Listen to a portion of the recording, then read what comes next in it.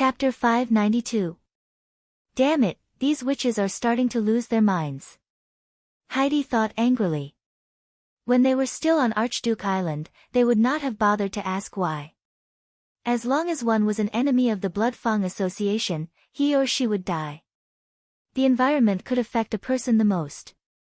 Ferocious and cunning rock wolves were born in the mountains and cliffs, while stupid and incompetent dogs were bred in the kennels. The assistant witches brought a large amount of golden dragon and resources to the island through the sleeping spell, which gradually turned the island into a safe playground. Even the combat witches began to believe Tilly's lies. Heidi obviously did not have much time left. You can control the time when the seed will take effect, right? Yes. Good. Don't let it take effect immediately after planting it. Wait until Annie is transported to the charming beauty, then quietly send her on her way. Heidi nodded and said, Now, let's go visit this former traitor. If Annie died of cold plague on the ship, the crew would definitely throw her body into the sea to avoid infection. In this way, no one could find out the truth. Do it in the daytime? Nightfall asked in surprise. It will only be more suspicious at night, and Camilla may not let me go to the palace. Heidi glanced at her. Shaji happened to hear that a witch from the Kingdom of Wolfheart is in a coma. As the representative of the Kingdom of Wolfheart, isn't it normal for the Bloodfang Association to visit her? You're right, madam. Skyflare pulled up the hood behind her robe. Even if we don't go, once something happens to her, Tilly and Camilla will still suspect us. Heidi put on a raincoat and opened the door. The strong wind and rainwater immediately rushed into the room. She waved to the two behind her and walked into the rainstorm. She had made up her mind. When the three of them walked into the palace yard, Camilla Derry, who was on duty, immediately appeared at the door. I heard from Shaji that a new witch from the Kingdom of Wolfheart came to the island. Heidi Morgan shrugged. It's said that she's in a bad condition. We're here to see her. Annie has fallen asleep under Della's comfort. I think it's better for you not to disturb her. I just want to have a look because the name sounds so familiar. Maybe she has been to the Bloodfang Association but was separated from us when we escaped from Archduke Island. This. Camilla hesitated. All right, please come in. Heidi's patience had been exhausted by the short conversation. How could an ordinary witch treat this place as her own territory? Was she the chief butler of Sleeping Island? She sneered inwardly. It was just a dog under Tilly. If it wasn't for the last sentence, please come in, she planned to make the other party suffer a little. Since most residences on Sleeping Island rose from the ground by relying on lotuses, there were few buildings with more than one floor. Tilly's palace was no exception. Through the long corridor to the side room, Camilla turned sideways and said, She's in there. Heidi walked into the house eagerly, then nodded at Skyflare. The latter carefully looked at the woman on the bed who had her eyes tightly shut and nodded in a barely noticeable manner. Who sent her here? Heidi walked up to Camilla and asked in a low voice. It seemed that she was concerned about Camilla, but in fact, she just wanted to block the chief butler's sight. As long as Nightfall was given enough time, she could implant the seed of peaceful rest into Annie's body. Camilla did not answer, but showed a strange expression. Why did you kill her? Heidi could not help but be startled. Before she could react, Nightfall behind her screamed, This witch is fake. She turned her head abruptly, only to see that the person on the bed had disappeared, leaving only a small, pitch-black ball formed by magic floating in the air. The seed of peaceful rest. How could you do it? Camilla shook her head and said, I thought you were just speaking up for the combat witches. I didn't expect you to be a cruel murderer. Shut up. Heidi could no longer hold back her anger. She threw her deadly magic power at Nightfall, but the moment she was hit, her figure disappeared into a cloud of white mist. Heidi finally understood everything. Shadow. She gnashed her teeth and said, Get out here. Hurried footsteps were heard in the corridor. Apparently, the witch hiding in the dark was trying to escape. Skyflare, Catch her. Yes. The latter rushed out of the side room, sucked in a deep breath, and breathed out raging flames. The scorching flames seemed to have a mind of their own. They crawled along the walls and chased after the fleeing person. Along the way, they burned the door frames and windows black. Ah! A scream came from afar. Madam, we have to get out of here as soon as possible. Nightfall said anxiously, they lied to you. This is a trap. Leave through the window. Although Heidi had vented her hatred by hearing shadows cry, she also knew that they should not stay here for long. However, she did not understand how Tilly knew about the Blood Fang Association's affairs several years ago. The three of them suddenly stopped when they got out of the palace. In the heavy rain, a black-haired woman appeared in the garden. Her eyes were like golden stars, which could be seen clearly in the rain. She was not carrying any weapons, but just standing there made them feel great pressure. It was the extraordinary witch, Ashes. She usually stayed with Tilly Wimbledon. Heidi turned her head and saw two other familiar figures at the gate of the palace. Andrea and the Shadow. Especially Nightfall, who was making faces at them as if nothing had happened. Apparently, the scream just now was also fake. If both of them were here, it could only mean that Tilly had not left Sleeping Island at all. Heidi's heart completely sank. You don't have to explain anything. If you surrender now, I won't kill you, Ashes said word by word. No one thought she was bragging. As an extraordinary, as long as she wore a god's stone of retaliation, she would be the natural enemy of all witches. If it were not for her, Heidi would not have been able to endure until today. But, there was still a chance. The breakthrough point was at the gate of the palace. As long as she could control the two witches, she might be able to threaten Ashes. Without hesitation, she grabbed Nightfall and rushed to the front gate of the palace. Skyflare, stop Ashes. As a combat witch, when her ability did not work, daggers and crossbows were the best weapons. Skyflare pulled out her dagger and rushed to Ashes. Nightfall also understood her intention and summoned the seed of symbiosis in her hand. A threat without deterrence was useless. Heidi had decided to kill one of them and keep the other as a hostage. Her first target was naturally Shadow, who had mocked them for a long time. Then Andrea calmly raised the long iron stick in her hand. What was that? Just as this thought flashed through her mind, a loud boom caused her body to become completely paralyzed. Chapter 593. Heidi stumbled and fell into the rain. The water splashed into her mouth, nose, and collar. It was an indescribable feeling. She did not feel any severe pain, but she could not muster up any strength. Don't worry about me. Go and kill her. Heidi shouted hoarsely without checking her injuries. But Nightfall's reaction disappointed her. The combat witch of the Blood Fang Association hesitated and stopped. Finally, she returned to Heidi's side and asked, Are you okay? Idiot. Only by restraining them can I turn the situation around. What's the use even if I'm not injured? Heidi wanted to vent her anger, but she did not even have the strength to open her mouth. Skyflare's painful cry came from behind her, and then the sound of fighting subsided. It was not easy for Heidi to hold on for a few breaths in the face of the extraordinary Ashes. The numbness gradually subsided, and she felt a burning sensation in her thigh, which was especially obvious under the rain. Heidi struggled to raise her head and saw Andrea slowly walking to her. Do you still want to resist? No. Nightfall answered. She turned around and knelt down. I surrender. Please don't kill Lady Heidi. If I wanted to kill her, her head would have been blown off. Andrea wiped the rain off her forehead. I'm keeping her alive now because Her Highness Tilly still hasn't figured out something. When the evidence is conclusive, she'll get the punishment she deserves. Evidence? Nightfall said blankly, Annie betrayed the witches of the Blood Fang Association. That's why Her Highness killed her. Oh. Is that what she said to you? As far as I know, Annie has never joined the Blood Fang Association. Andrea shrugged. Anyway, when all the facts are revealed, you'll know what kind of person Heidi Morgan is. Then she turned around and shouted at Shadow, "Go get Pandora.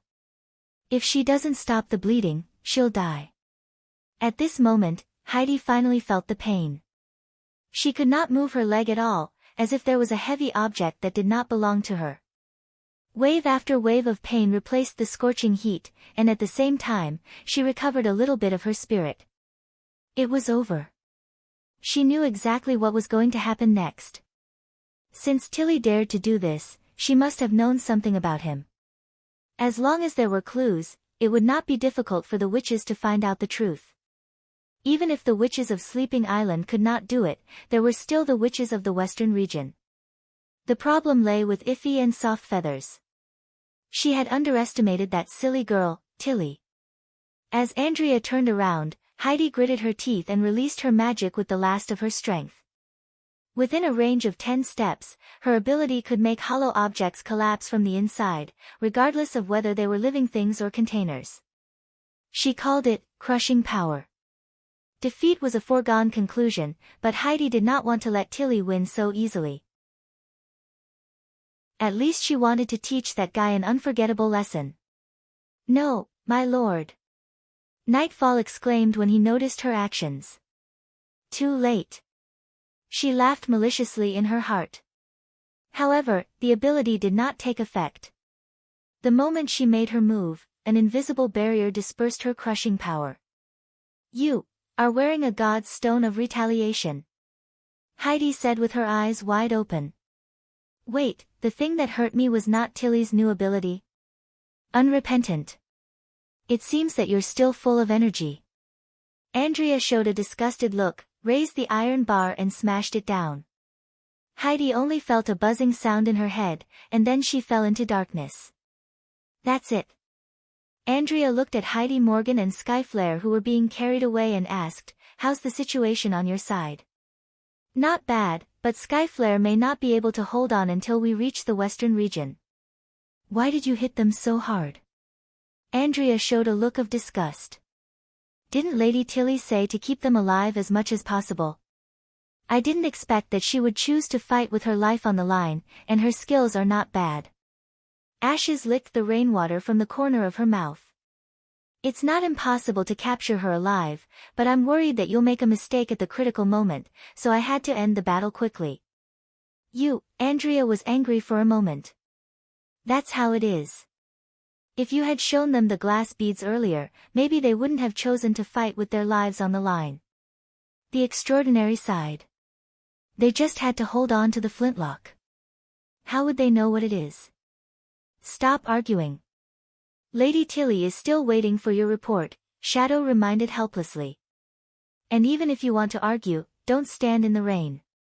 What if you really catch a cold?" The two looked at each other for a moment, then rolled their eyes at each other before ending the argument and returning to the palace side by side. After reporting what had happened to Tilly, Andrea noticed that Tilly's expression was not very good. She was not as relaxed or comfortable as if she had solved a big problem, but rather felt a little uncomfortable. "What's wrong?" Ashes held her hand. "Are you not feeling well?" Tilly shook her head. "When I first saw Roland's secret letter, I actually didn't want to believe its contents." Her tone sounded quite sad. "It's not easy for us witches to have our own home. Why would we want to repeat the tragedy of the past? Isn't it better to live peacefully here?" "You've done a good job," Ashes comforted her.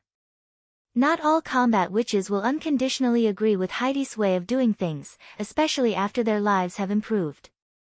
Some combat witches have sided with us, including the members of the Blood Fang Association. She's right. Andrea did not like Ashes, but she did not want to see Tilly sad at this time. The fact that Nightfall didn't listen to Heidi's order to resist desperately is also proof. As long as we have enough time, everyone will stick together, just like the Witch Union. I hope so. Tilly took a deep breath. Since Heidi has done this, I can't indulge her anymore. But according to Iffy, most of the witches of the Blood Fang Association don't know about this. Later, I'll ask Camilla to gather them. As long as they are willing to stay here and wait for the result, don't treat them as enemies. Andrea nodded. It was not easy for Sleeping Island to become lively again. No one wanted these witches to be separated. Once the storm passes, we'll take Heidi to the western region, Andrea continued. Are we going to fight against the church? Ash's voice became excited. Yes. Tilly closed her eyes and said in a low voice, we'll fight against the Judgment Army, the God's Punishment Army, the Pure Witches, and even the Divine Will. As Roland said in the letter, if we can completely defeat the church, the witches will truly be liberated. Even if he's not my brother, I should still help him, because that's also helping myself. She paused for a moment. Are you willing to go with me? Of course, Ashes replied without hesitation. I'll always be with you. Chapter 594. Roland was sitting in his office, listening to the information from the front line. 09 small say net, silver. Hiss. Light City has lowered the drawbridge. Hiss. We're entering the church. Hiss. Got it. Be careful, Nightingale replied. It seems that this is the limit. Roland spread out the map and drew a circle around Silver City. If we want to directly contact the eastern and northern regions, we have to set up a transfer station here. Ever since he got the sigil of listening, he had been addicted to the feeling of knowing what was happening in the distance like the back of his hand. The high-speed information exchange made him feel like he had returned to the previous era. At this moment, he felt like he was sitting in the command hall, monitoring every step of the development of the entire battle situation. Unfortunately, the sigil of listening could not transmit indefinitely. Just like the tracking sigil, once it exceeded a certain range, its pointing ability would be greatly weakened. If the distance between two magic stones was too far, the sound could not be guaranteed to be clear and stable. Now it seemed that at least one transfer station was needed before the order from Neverwinter could be issued to the whole country. And the number of sigil is not enough. Nightingale held a piece of dried fish in her mouth. You only made a total of 4 pairs. You used up half of them just for the tooth extraction operation. It won't be easy to catch another demon. This problem did exist. The sigil could only transmit sound in one direction. To achieve the effect of instant communication, the witches needed at least 2 sets of sigil. However, compared to flying messengers or manual delivery, the sigil was already considered extremely efficient. Of course, it was not impossible to improve the sigil. According to Agatha, the quality of the sigil of listening was determined by the magic power of the fusion blood. For example, the sigil of listening made by Anna had a better communication effect. With the addition of the blood of a senior demon, the sigil of listening could probably cover the entire kingdom of Greycastle. Hiss, something's wrong. Wait. Sylvie's intermittent voice sounded again. Her words suddenly made the 2 people at the table feel refreshed. Another pure witch? Nightingale swallowed a piece of dried fish. Or a moving magic black hole. The former was easy to deal with, as they could directly locate and fire, but the latter had 2 possibilities. One was a believer wearing a god's stone, and the other was a god's punishment army that was born not afraid of magic. No, hiss. I didn't see any reaction from the god's stone, no god's stones. Roland frowned. No, there's nothing, in the church. The voice paused for a moment. We went in, hiss, the basement was empty. Both of them looked at each other. The church had escaped. It's not impossible. After a while, Roland said in annoyance, I was too cautious. There was no one in the kingdom who could stop the advance of the First Army, and the nobles were not willing to take the initiative to run into the muzzle of the First Army, but it did not mean that the fence-sitters among them would not secretly report to the church. It was normal for the church to evacuate the city with the supplies when it was absolutely impossible for them to win. Unlike the seizure of Longsong Stronghold and Fallen Dragon Ridge, the nobles who had not been destroyed had probably watched the whole plundering operation. It was estimated that shortly after the attack on Redwater City, the churches in other cities had received the news that Prince Roland is searching for God's stones of retaliation. If they had divided their forces at the beginning and sent 3 teams to attack the 3 cities at the same time, they might have been able to catch them all. You can't say that. Nightingale handed a piece of dried fish to Roland. After all, Sylvie is the only one who can see through the enemy's ambush. If they encounter a difficult pure witch, the scattered army is likely to suffer heavy losses. It's good to be cautious. Roland was slightly startled and took a bite of the dried fish. You're quite good at comforting people now. Hee hee. She smiled slyly. How do you feel? Do you feel better? If you're still not happy, I'll massage your shoulders again. Vendi taught me a technique that is said to be very comfortable. Vendi can even do this. She knows a lot of things. Nightingale raised her eyebrows. When the Witch Cooperation Association was trekking and suffered all kinds of hardships, she was the one who stabilized the team. Otherwise, with Kara's strange temper, she would have driven everyone away long ago. When it comes to taking care of sisters, no one is better than her. Roland touched his chin for a while. At present, there were no government affairs to deal with. The First Army had successfully entered Silver City. It was better to relax for a while. When he was about to respond, the magic stone in Nightingale's arms rang again. This time, the sound was very clear, as if it was shouting in his ear. This is lightning. I repeat, this is lightning. Please answer if you can hear me.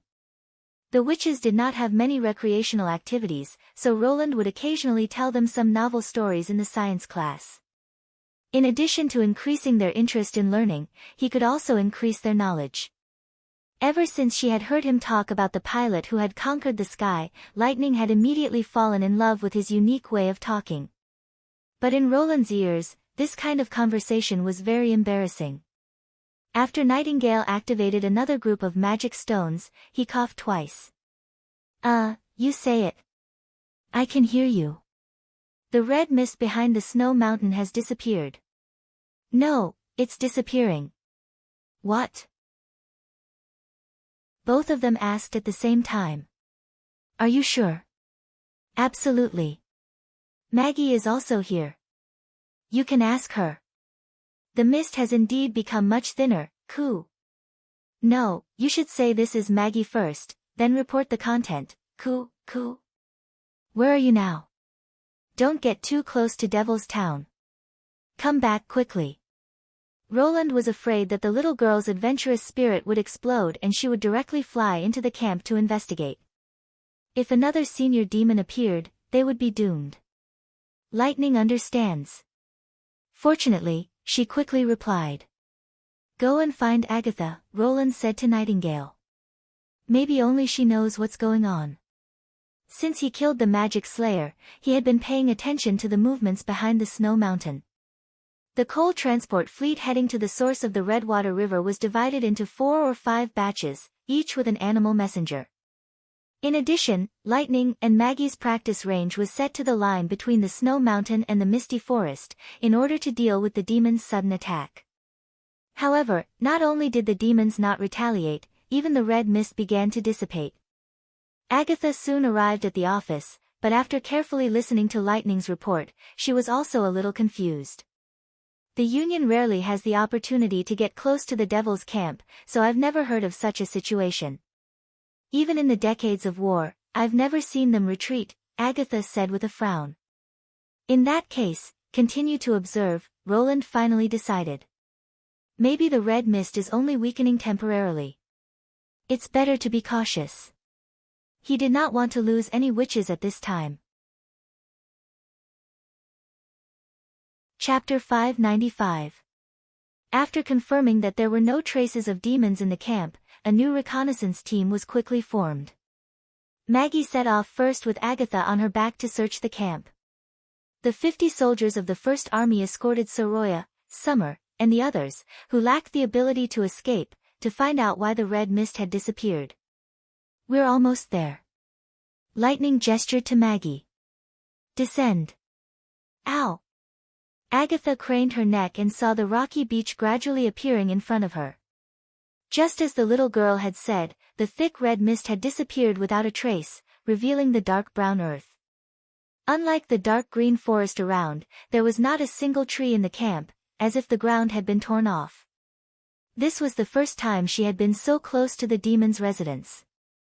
As a former member of the Quest Society, Agatha could not help but feel a little excited. Lightning is about to land. I repeat, lightning is about to land. Be careful. If you encounter any possible danger, remember to escape immediately. Roland's voice came from the other side of the magic stone. Lightning understands. Maggie folded her wings and dived toward the ground. The scenery under her feet changed continuously, from the blue sea to the gray rugged stone walls, and finally to the moist brown land. Agatha felt her whole body shake, and the huge devil beast landed steadily on the ground. Demons live in a place like this? Lightning was amazed. I didn't notice it when I looked down from the sky, but now it's really weird. Agatha had the same feeling. Dark stone towers stood everywhere on the empty land, like a black forest in a picturesque disorder. The black spots from the sky were basically from these alien buildings. The tall ones were about 3 or 4 stories high, and the short ones barely above their heads. In terms of density, they were far more densely packed than those in the frontline camps. It seemed that these stone towers had other functions besides storing the red mist. Although I don't know what happened to them, it shouldn't be too far from now, she judged. Why do you say that? Lightning asked curiously. Because the stone towers haven't completely withered. Agatha pointed to the nearest black stone tower. Only the surface of these towers has darkened, but they're still far from being rough and fragile. This is completely different from the barren land left behind by the Union after they seized the frontline camp. It can only mean that the demons didn't plan to retreat, or they made a very hasty decision. She paused and said, "Let's go to the center of the campsite first. It's the tower where Devil is staying. Maybe we can find something. I hope Asya can find out the reason." Ah! Lightning, who was walking in front, suddenly screamed and instantly sank into the ground. Maggie was so scared that she immediately turned into a pigeon and flew into the sky. Agatha also summoned ice and stood in front of her. "I'm fine." Before the two of them could react, the little girl flew out of the hole again. She patted the dirt off her body and complained, "Who dug a pit here to harm people?" Agatha let out a sigh of relief and was about to dispel the ice wall.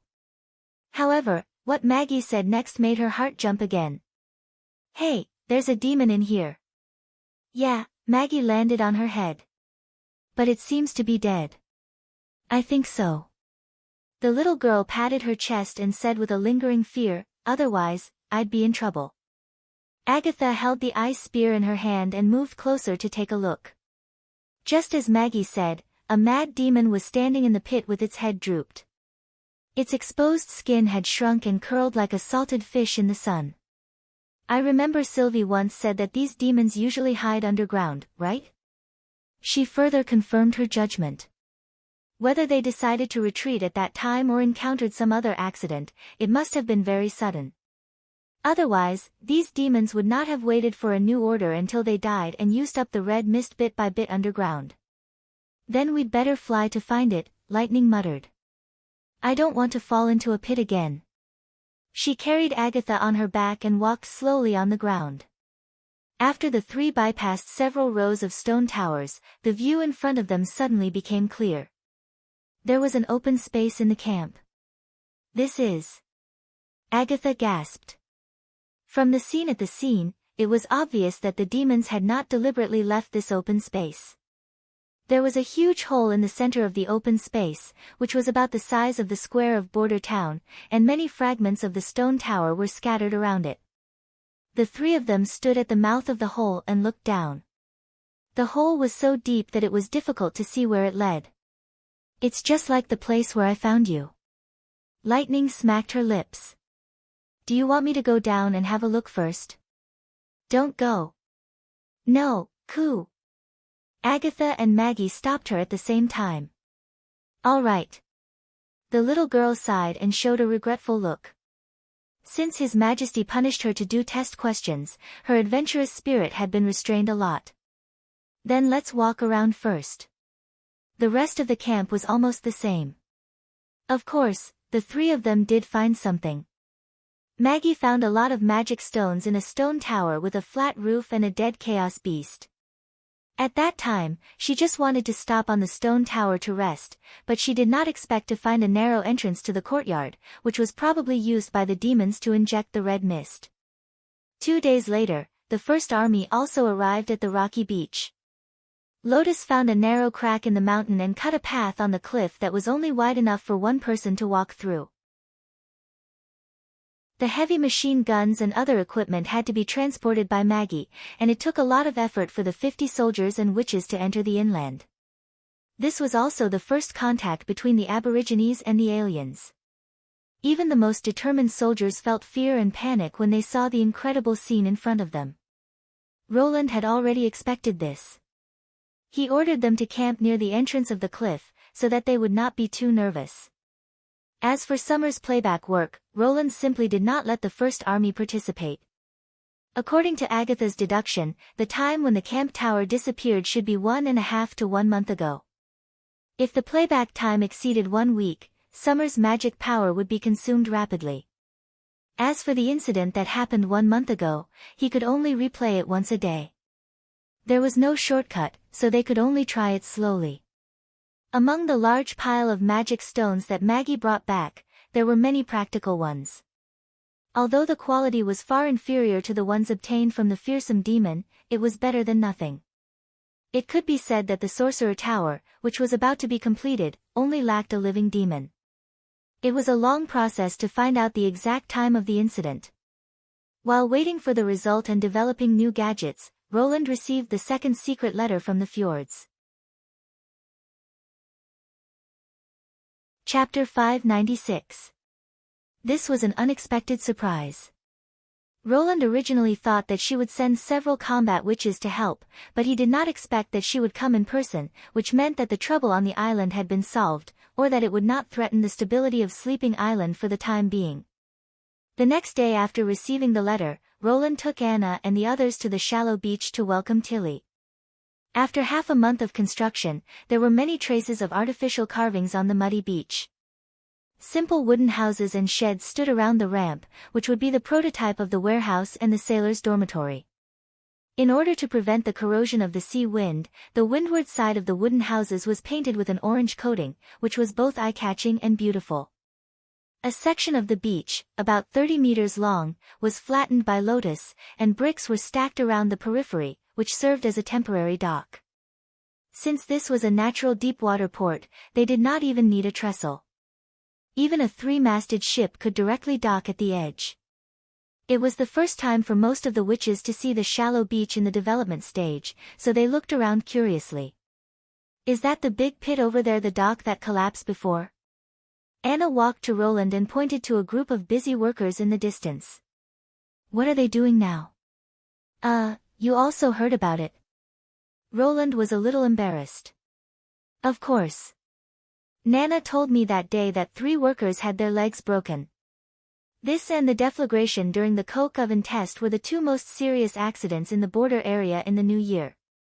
The latter could be said to be the price that had to be paid during the exploration, while the former was at least half of the responsibility caused by Roland's carelessness. Considering that the soil in the shallow beach was relatively soft, the Minister of Construction, Carr, had suggested that it might be safer to build a dock on the edge of the mountain, but Roland immediately rejected the idea. The main reason was the construction period. It took so long to sink a long slope, and if they sunk a dock in the old way, it would probably be delayed until next year before they could start building Thunder's steam ship. As for the situation of the loose sand, Roland thought that there was no need to worry too much. He just needed to let Lotus draw the outline of the dock, and then pour concrete to form a wall. The project went smoothly at the beginning. Just as he expected, after the concrete solidified, the walls looked quite solid, as if a stone wall had been added to the foundation. Because of this, Roland even felt complacent for a while, thinking that a civil engineer was only a so-so. In the end, an accident happened when he was installing the iron gate. After the arm-thick metal door broke free from the hummingbird's grip, it suddenly collapsed together with the concrete walls on both sides, smashing the workers below. Although Hummingbird had made the door as light as a goose feather, the 3 people who had been crushed were still seriously injured. If not for Nana's timely treatment, these people would not have survived. Later, the investigation found that when the concrete wall was first filled, some of the sand collapsed under the trampling of the workers and filled the bottom, causing the wall to not be tightly connected to the floor. The seemingly flat and solid concrete enclosure on the outside was only a thin layer at the joint of the wall foot. When the iron gate was hung on such a wall, its weight instantly exceeded the limit of the steel bar, and the consequences could naturally be imagined. In the future, this would definitely be regarded as a serious mistake, but in this era, casualties during construction were a common situation, so no one would take it seriously, let alone criticize the Lord himself. Only Roland himself could feel the guilt.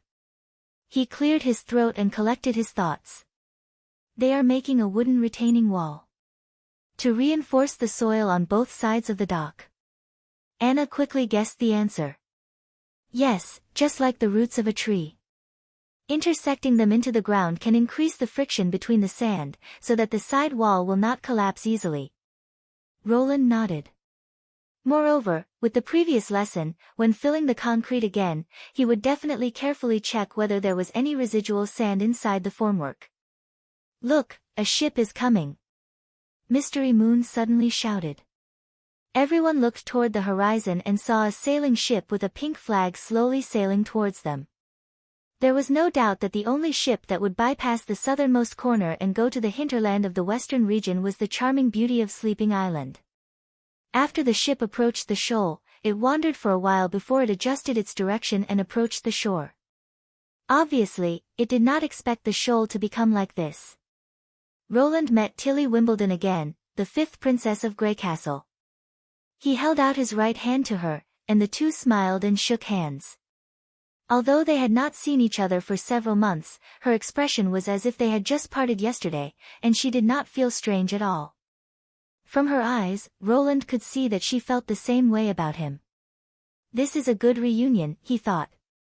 The other witches were not so reserved. Honey, Candle, and Evelyn came up and hugged their former friends warmly. Andrea put her arm around Nightingale's shoulder, completely losing her aristocratic demeanor. Vendi held Ashes's hand and asked about her recent situation with concern.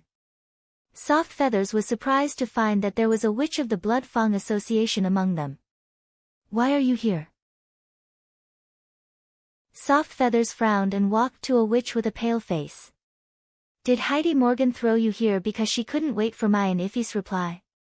No, Lady Heidi is on the ship. The witch shook her head.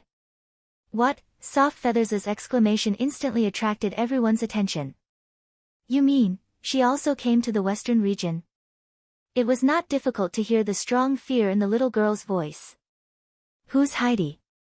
She seems to be the leader of the Blood Fang Association. Ah. I think Iffy mentioned her. What's she doing here? Roland looked at Tilly and asked, have you dealt with her? If you mean the uniform, you can say that. The plan was very successful, and Heidi did attack Annie's illusion. Tilly spread out her hands and said, but she refused to reveal the whereabouts of the witches who were rejected by the Blood Fang Association. She also said that she would only tell you after seeing you. See me? Roland was stunned. Yes, I guess she regards you as her last hope. Tilly blinked.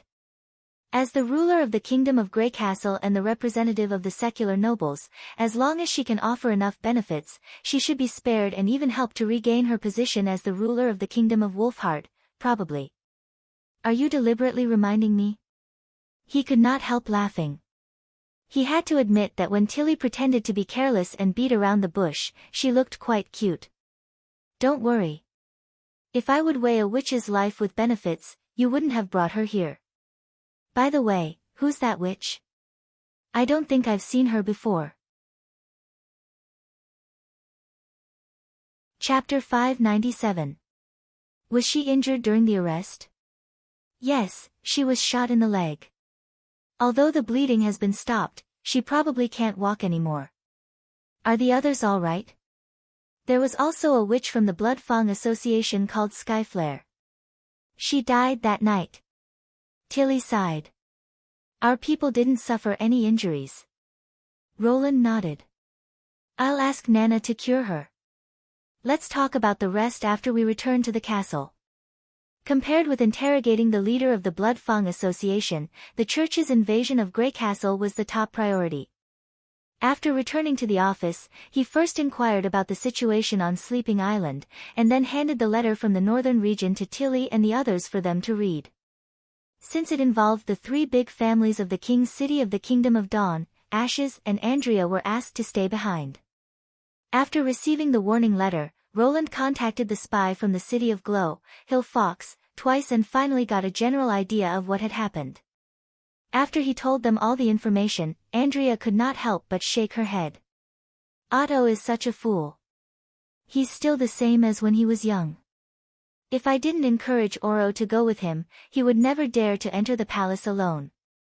At least he let us know the church's movements in advance. Ashes shrugged. And a large part of the reason is because of you. Did you reply to him? Tilly asked. I advised him not to act rashly. If that witch could really ignore the god's stone of retaliation, it would be very difficult for ordinary people to control her. Not to mention that Prince Appin also talked about Scourge. Roland poured a cup of tea for everyone. Grey Castle and the Kingdom of Dawn are too far away, so I can't give him direct help. Therefore, it's a wise choice to hide the secret for the time being and wait for the church to focus all its attention on Grey Castle. He may not be able to control himself. Andrea frowned.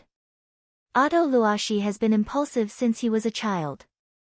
He will listen to me, because I have added one more thing, Roland said with a smile. You are safe here with me. Even if we fight against the church, the enemy will not be able to hurt you, but if he dies, he will never see you again. That's a very effective persuasion, Ashes whistled. All right, Tilly spoke up to stop the impending quarrel. She also glared at Roland, as if blaming him for teasing her by saying such things. How do you plan to deal with the church's attack? Ahem. Use guns and cannons to build a defense line under Coldwind Ridge. He took out a map from the drawer, spread it out, and pointed to the northern region. After receiving the information, I've already ordered the First Army to send war supplies to Deep Valley Town. At the same time, I've wiped out the church forces in the kingdom. In this way, the holy city of Hermes will definitely notice Grey Castle's movements, and then discover my intention to enter Coldwind Ridge. Purposely letting the enemy know your movements? Andrea asked in confusion. With all due respect, generally speaking, this kind of deliberately leaked information is false, isn't it? Only in this way, I don't have to guess where they will invade Grey Castle, and the people will suffer fewer losses. Roland explained his plan. Facing the enemy head-on is the First Army's best fighting style. I see. Tilly nodded. It is indeed a simple and effective method. But there is a hidden danger, and that is the pure witches, he continued. In front of the firepower net, any visible enemy is not scary, but the church witches with completely unknown abilities may bring unpredictable trouble to the First Army. I think the witches who can also sense magic power are the most suitable to guard against them. That is also the purpose of our trip, Tilly replied. Don't worry, brother, the witches of Sleeping Island will fight side by side with you. After returning to the witch building, Tilly once again moved into her original room. The living room and bedroom were arranged in the same way as when she left. There was not a speck of dust on the table. Apparently, Roland had arranged for people to clean this place frequently. There were 3 wooden tubs for bathing at the door. Clean clothes were folded in them, and next to them were slippers that were easy to take off and put on. While living in the castle, bathing had become an important part of her life. Even in the palace, she had not tried to bathe so frequently. After all, water was really convenient. When she followed the scent and opened the cupboard, she found all kinds of seasonings, meat floss, and bread. She could see that these food were freshly baked today. As long as she was hungry, she could easily fill her stomach. Although she did not particularly care about these external comforts, when she saw this scene, she still felt a surge of warmth in her heart. Ah! I can bathe with scented soap again, Andrea shouted in the living room. Hey, there are even towels in this tub, and they seem to be brand new. Isn't it good to be new? No, I just think it's a waste for you to use it. What did you say? I think the rag you carry with you is quite suitable. After all, you can even take a bath in salty and smelly seawater. Why would you need a towel? Hearing the familiar bickering, Tilly smiled silently. It seemed that everyone really liked this place. Even the people of the Blood Fang Association had become different after coming to Neverwinter. At this moment, even she felt the same. It might be true for other witches, but compared to her, who had been deeply loved by King Wimbledon III, there was still a big gap between the level of luxury and the life she had in the palace. Many things here could only be said to be fresh and interesting, but not so luxurious. What attracted the witches here was something else. Staying in this city made people feel inexplicably relaxed. Previously, she did not understand why, but when Roland personally made tea for the three of them, she suddenly had a glimmer of understanding. He was definitely not pretending to be like this because he needed help from the witches of Sleeping Island. It was like he was used to this kind of thing and did it conveniently. No matter he was a lord, a prince, or a king, his attitude did not change at all. He regarded the witches as friends. It was not a deliberate facade, but an unintentional emotion. Are you all right?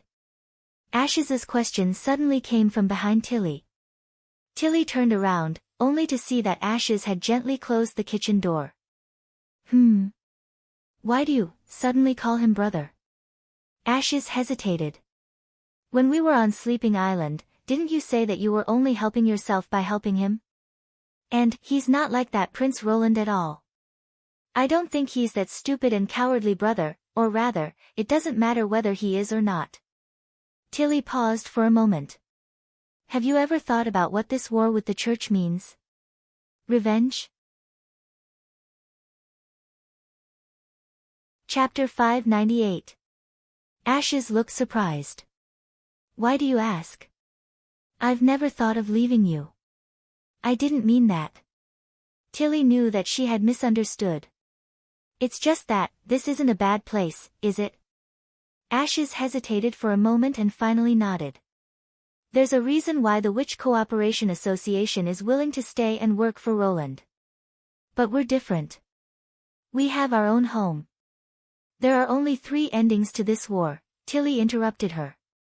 First, we can't resist the attack of the God's Punishment Army and die in the northern region.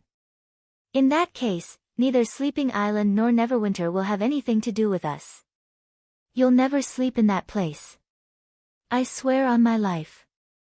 Ashes quickly covered Princess Tilly's mouth with her hand and used honorifics in desperation.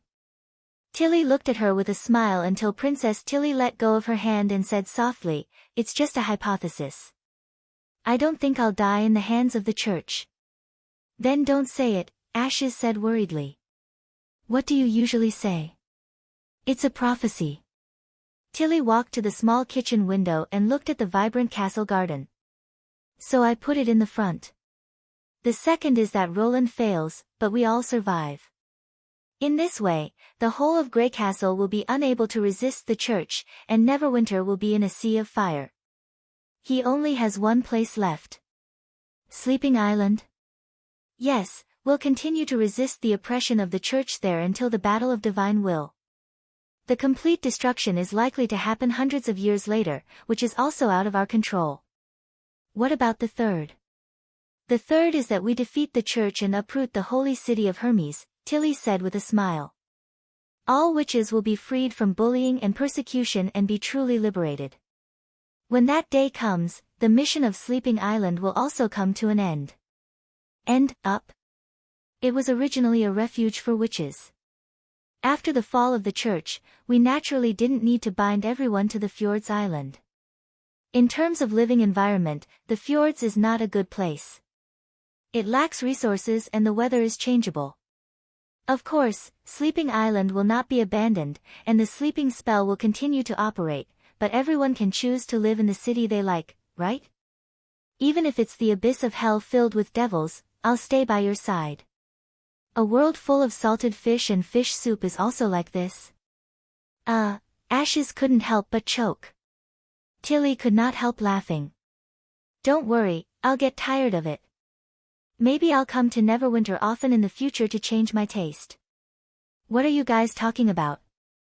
Andrea pushed open the door and asked. She was carrying a wooden tub on her head and had even changed into a bathrobe. What are you planning to do? Ashes frowned. Take a bath. She curled her lips. I've been on the ship for more than 10 days. The salty smell on my body is overflowing. Of course, it's not surprising that some people don't notice it. Lady Tilly, do you want to go with me? Okay, Tilly replied. Wait for me to change. Ahem, then I'll go with you, Ashes said, pretending to be casual. Please, I didn't invite you. Andrea rolled her eyes. I'm going with Tilly, not you. Don't get the wrong idea. Looking at the two of them staring at each other, Tilly could not help but think that if they could really defeat the church, everyone could live like this. Roland was in a daze in the office for a while. He did not come to his senses until Nightingale waved the dried fish in front of him. When Tilly called him brother, she did not admit that they were siblings before they said goodbye last time, which made Roland very happy but also very puzzled. Did she really think he was Prince Roland, or did she see him as a brother in another sense? Isn't it just a brother? Nightingale said disapprovingly. If you want to hear it, I can call you that too. You're 3 years older than me. Where's your moral integrity as a noble? Roland thought helplessly. Brother and sister sounds pretty good. Stop, I can't go any further. Why did she suddenly change her attitude? Who knows? Maybe she saw that you didn't take advantage of the Bloodfang Witch's dissatisfaction to split Sleeping Island and start a full-scale war with the church so soon. Compared to empty promises, these actions can prove your sincerity. Nightingale shrugged. But this is all my guess. Maybe she just said it wrong. Indeed, the reason was not important. The key was the fact. In any case, the relationship between the two of them would become closer. He had taken another solid step in his efforts to win over all the witches on Sleeping Island. Next, we should go to see Heidi Morgan, he said. Roland walked into the dungeon under the castle and saw her sleeping on a bed made of straw. The wound on her leg had healed, leaving only a lot of red and black blood. To ensure Nana's safety, I knocked her out before I treated her. Nightingale whispered in his ear. Otherwise, it would be too dangerous to take off the god's stone of retaliation. I heard from another witch of the Bloodfang Association that she tried to take Andrea as a hostage when she was surrounded. Otherwise, she wouldn't have been hit like this. Well, you did the right thing.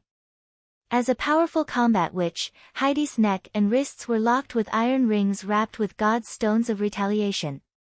Without special tools, it would be very difficult to take off these chains. According to Tilly, Heidi could cause the objects within 10 steps to collapse inwardly and cause fatal damage. This kind of collapse was not affected by other external forces. When it was released on the container, it made no difference whether the container was made of wood or metal. The wood would be smashed due to the violent bending, while the metal would be flattened into a ball. What was even more frightening was that it was also effective on living bodies. For example, the abdominal cavity, chest cavity, and other parts that had gaps would quickly close under the pressure of the ability, squeezing out the internal organs like soft mud. This made Roland involuntarily think of squeezing toothpaste. However, for him, Heidi's ability was more suitable for working in the factory than fighting with the enemies. If she put a mold in the raw material, she could easily act as a stamping machine, and this was only the simplest application. What if, through her studies, she realized that molecules and atoms were also full of gaps? Unfortunately, it was too late. Wake her up, Roland said. Nightingale nodded and dashed into the dungeon. She lifted Heidi up and pulled her to the railing. Chapter 599. It took Heidi a while to figure out what was going on. She first touched her thigh, which had recovered, and then looked at Nightingale beside her. Finally, she looked at Roland and asked, "Did you cure me? Otherwise, Nightfall would have been dragged down by you." Roland found a chair and sat in front of the cage. He leaned over and asked, "Tell me, where are all the witches you rejected?" "Did Iffy tell you about this?" "That's right, that witch named Annie is her friend." Heidi gritted her teeth and did not answer, but Roland saw a strong hatred in her eyes. "You could have taken them in. Archduke Island is the territory of Archduke Morgan, and you're his successor. It's impossible that you can't support more than 10 assistant witches." He said bluntly, "Even if they're useless, they only need to provide 2 portions of gruel a day. Moreover, assistant witches are much more useful than you think. The gun that Andrea used to injure you with is a weapon made by witches and ordinary people. It doesn't require many people to use it. Even a farmer who works with the soil all day long can easily kill an experienced knight with it." Heidi's expression changed and she suddenly raised her head. "What did you say? Ordinary people can use it? Do you think I conquered King's City and became the king of Grey Castle by relying on witches?" Roland straightened up and leaned against the back of the chair. "If they could do that, they wouldn't be suppressed by the church and secular forces. That gun, how did you make it?" He looked at Heidi coldly until she realized her slip of the tongue. He then said sarcastically, "What, do you think this is a banquet in the palace?" She swallowed her saliva unwillingly and asked, "This is?" "Nightingale is my woman, and it has nothing to do with Tilly," Roland said in a low voice. "I'll ask you again, where are all the witches you rejected? I let them go and let them find other witch organizations. I don't know their exact whereabouts. Maybe, some went back to the nearby towns, and some went to the Kingdom of Dawn." "You're lying," Nightingale interrupted her before she could finish. "None of your words are true." "No, Your Majesty, she doesn't know anything, there's nothing to defend." Roland shook his head and said, "Nightingale can detect lies, and anything that goes against one's heart can't escape her scrutiny. Now do you know why Tilly shipped you across the fjords and sent you to the western region for trial? If you don't want to suffer, then tell me everything you've done. My patience is limited." Under the dim light of the fire, Heidi's expression was uncertain. It was obvious that she did not expect the other party to have such an ability. After a short silence, she suddenly grasped the iron railing and said loudly, "Your Majesty Wimbledon, the kingdom of Wolfheart has been annexed by the church, and the king of Wolfheart is missing. I'm the last bloodline of the Morgan royal family. As long as you help me take back the kingdom of Wolfheart, I can bring you countless benefits. The golden dragon, jewelry. Yes, and witches. The Blood Fang Association will follow your orders. Is this the last thing you want to say? I can even give you half of the kingdom of Wolfheart. With Blackstone Cliff as the boundary, all the land in the west will belong to you." "Enough," Roland said with a sneer. "I just want to know the whereabouts of those witches." "What?" Heidi said in disbelief. "My kingdom can't compare to those witches. Didn't you hear me?" Roland was a little annoyed. "The kingdom of Wolfheart is not your kingdom, and I'm not interested in the land thousands of miles away. I'm just asking you out of the most basic etiquette between nobles. I have many ways to make you talk. You should know better than me about torture. It won't do you any good except suffering.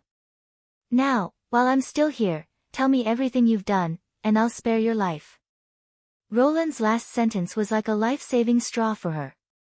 "Will you really let me go? I always do what I say."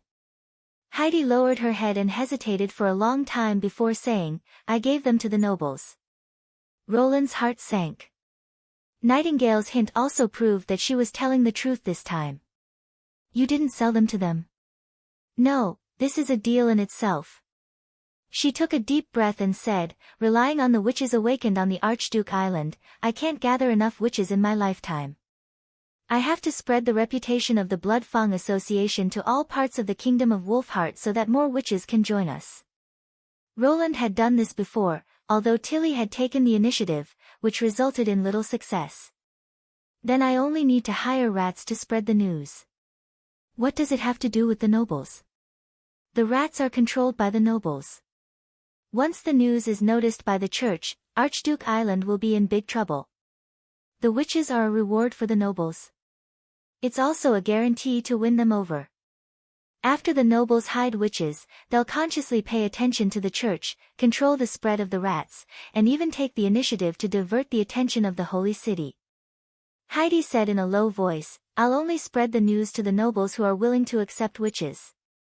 This way, I can minimize the risk.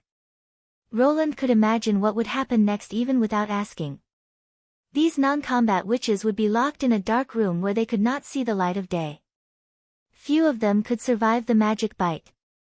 Even if some were lucky enough to survive until adulthood, when the nobles got tired of them or when the church exerted more pressure on them, they would be thrown out of the room as a tool to divert the pressure. They would only end up dead. Heidi, who was in the cage, also noticed Nightingale's rising anger.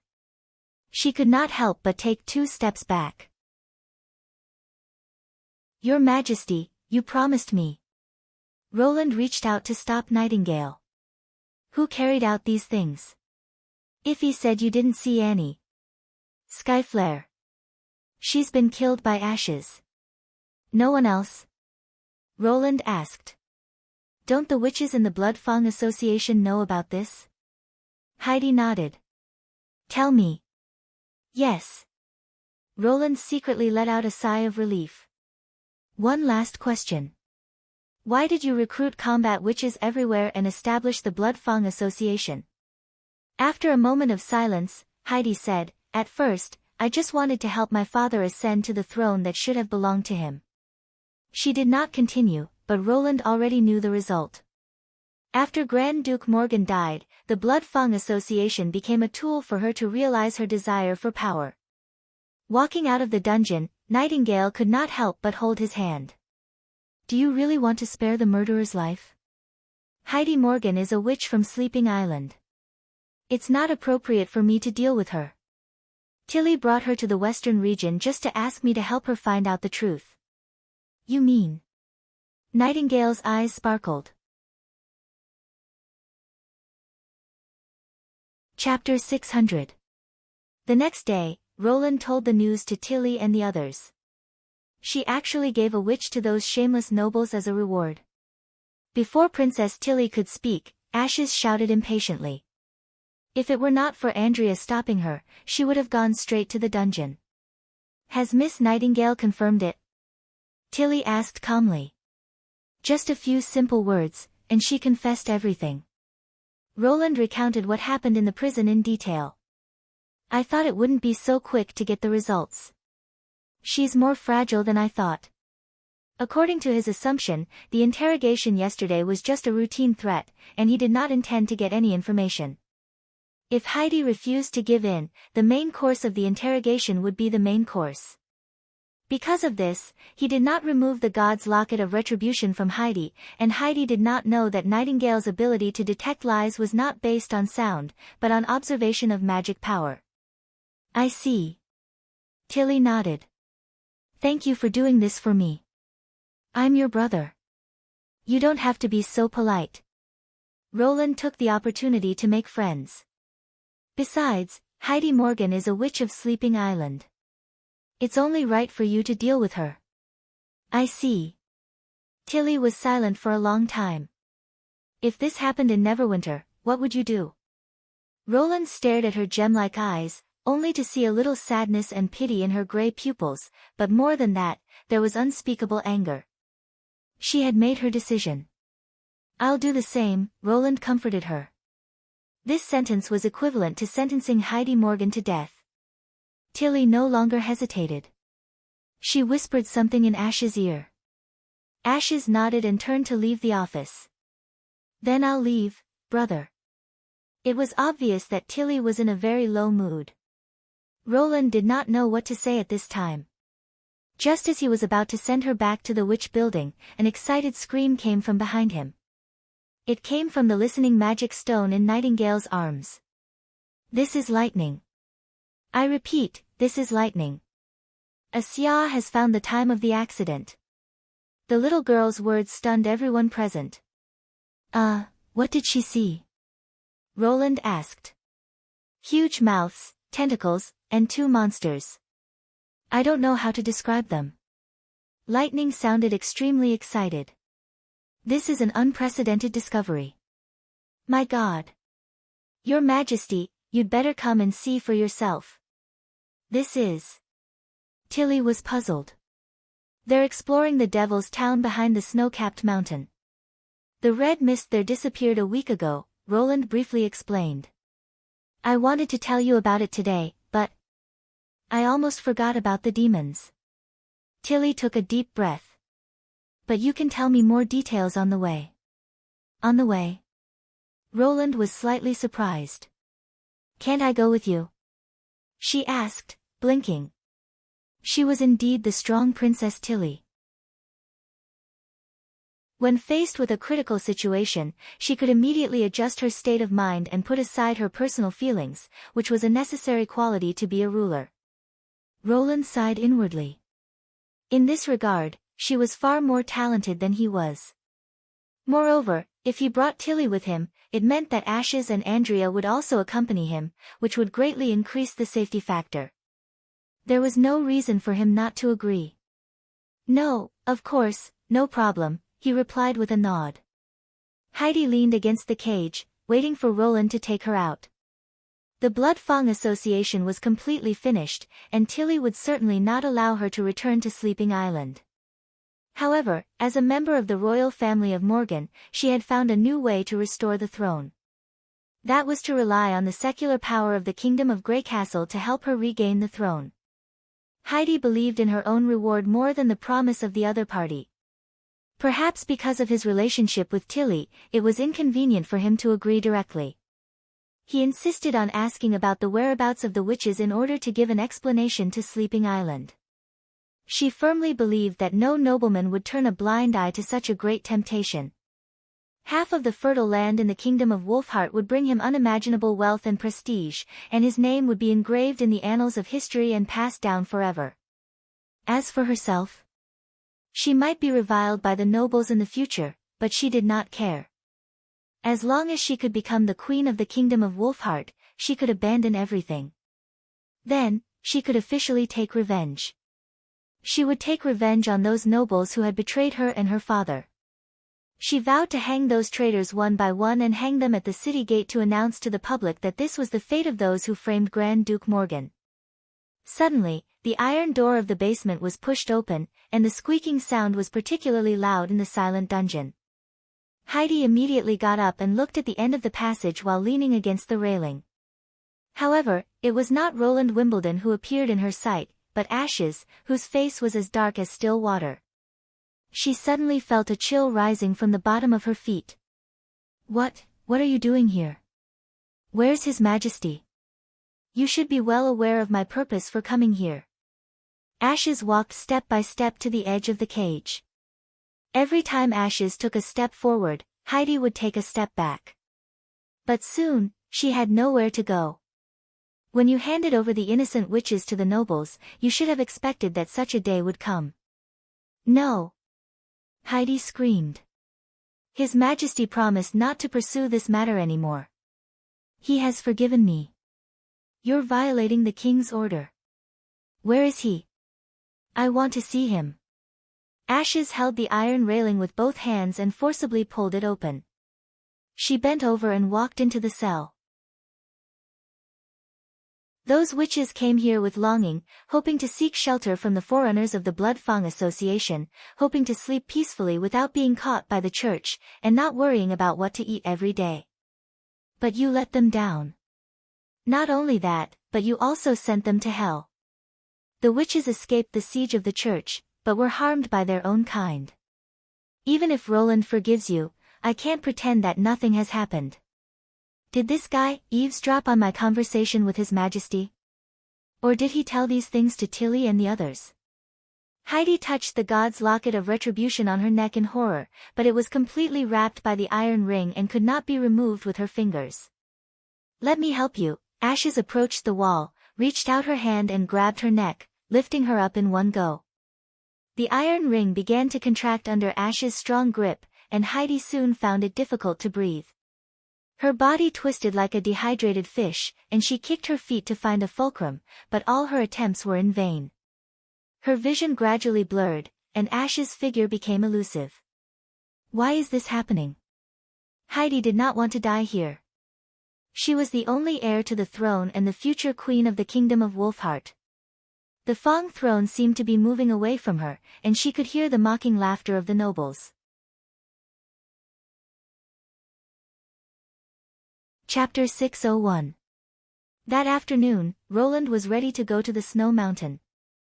Among them were camping tents, plenty of dry food, and a concrete paddle steamer.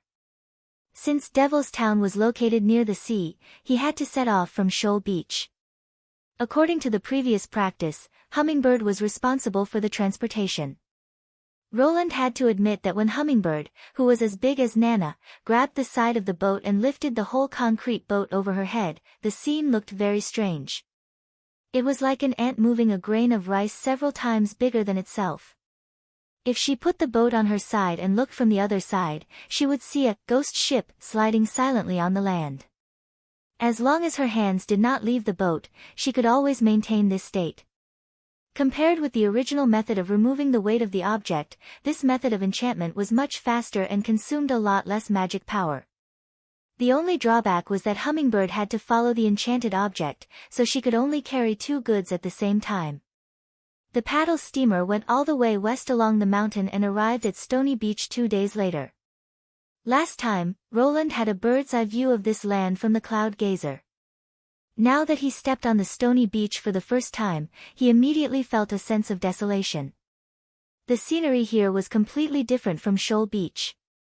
It was only a few dozen miles, but it was like two different worlds. The stony beach was covered with the carcasses of various animals, which were embedded in layers of gravel. Some of them had been weathered, while others were gradually turning into new stones. Some of the bones looked very thick, almost as thick as the torso of an adult. Roland did not know what kind of creature left them. The steep rock wall was also very strange. There were countless sharp stalagmites growing on the surface of the rock.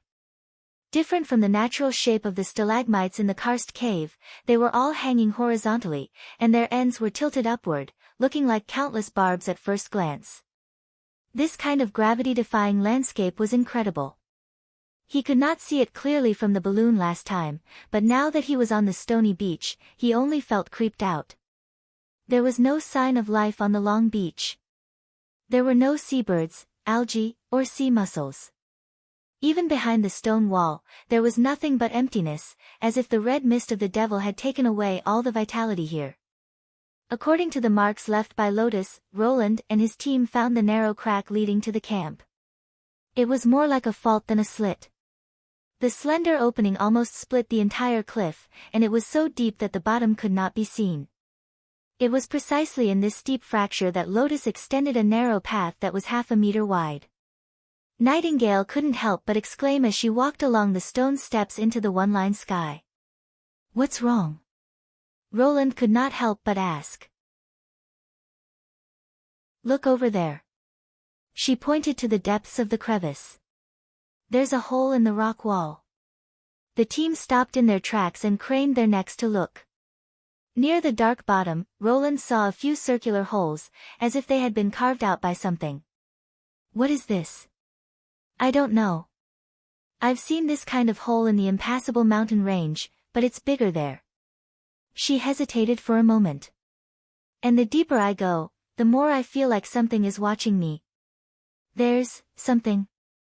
Roland was startled. "There's more than one," Nightingale nodded. "It's in the valley leading to the Witch Cooperation Association's camp. There's also a path leading deeper into the ground, but I've never gone down there. When Sylvie comes back, we'll take her to the impassable mountain range." He looked at the bottom of the fault again and suppressed the urge to send someone to climb down and explore. Then he ordered the team to continue moving forward.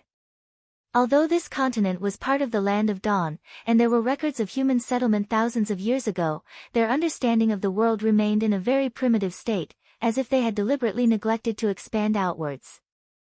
Roland had once mentioned the map of the continent to Agatha, but was told that the Union had only made a detailed description of the fertile plains, and only a rough outline of the Land of Dawn. As for the areas beyond the Land of Dawn, nothing was known. This was also the reason why he decided to strongly support Thunder's overseas exploration. Roland had thought that sooner or later he would understand the whole picture of this world, but now he found that he didn't even know much about the western region of Greycastle.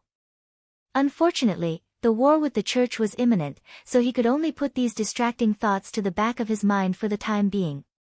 After passing through the gap, the view suddenly became clear. The soldiers of the First Army immediately welcomed them into the camp, and then Roland saw Agatha and Soroya.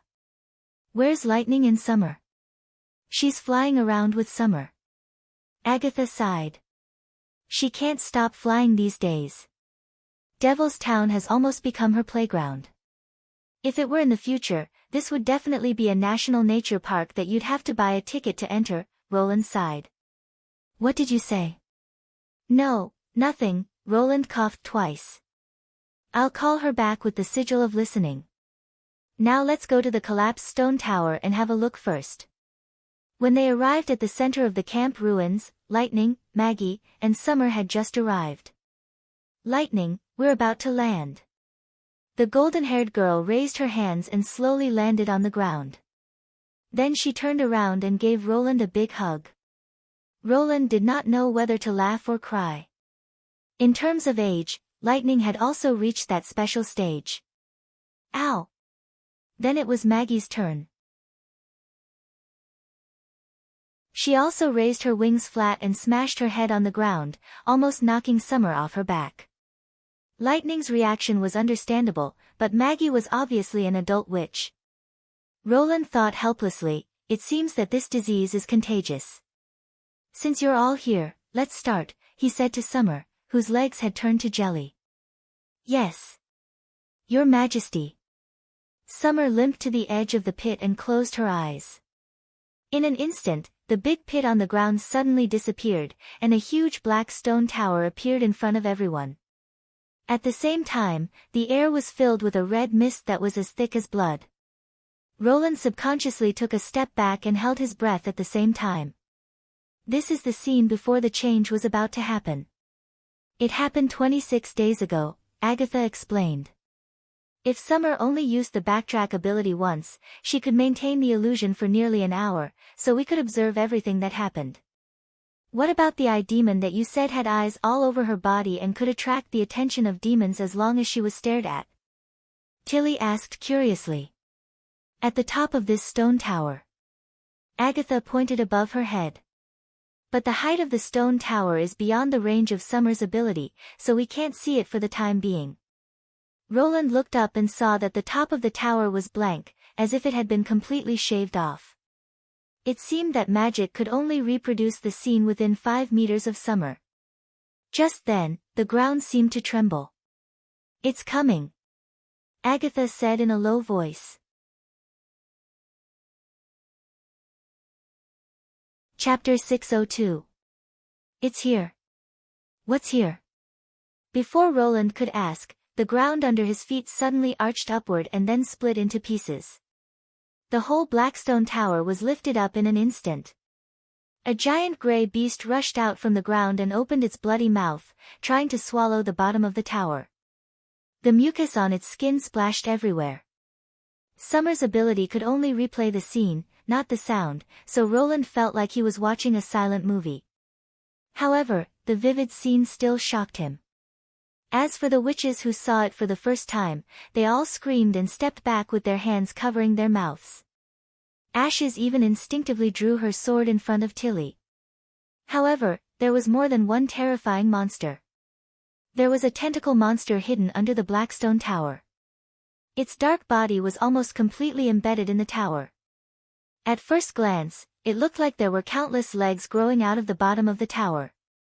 However, the dark red light refracted from its scales showed that it was a living creature.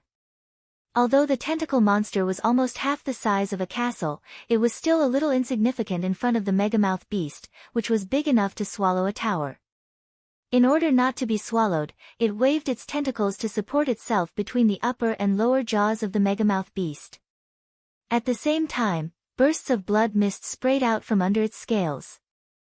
There were obvious traces of corrosion on the megamouth beast's body. Obviously, this dense black mist could hurt it.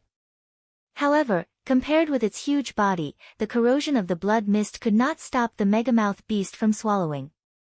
As the tower was lifted up bit by bit, the tentacle monster finally lost its strength and fell into the megamouth beast's stomach under the weight of the tower. Then the blackstone tower slowly slid down until it was completely submerged in the megamouth beast's mouth. At the end of the video, Roland saw the demon covered with eyeballs. It seemed to be indifferent to the monster that had raided the camp. It lay motionless on the top of the tower and was swallowed along with it. At the end of the video, the red mist and the megamouth beast disappeared, and the scene became peaceful again. Only a huge pit was left, which told everyone that the scene just now was not an illusion. Roland heaved a long sigh of relief. He firmly believed that it was the right decision not to call the soldiers of the First Army to watch the battle. Even he himself felt his heart pounding when he watched the battle. Even after it was over, he still felt a lingering fear. Is this the worm monster that swallowed Miss Agatha's laboratory?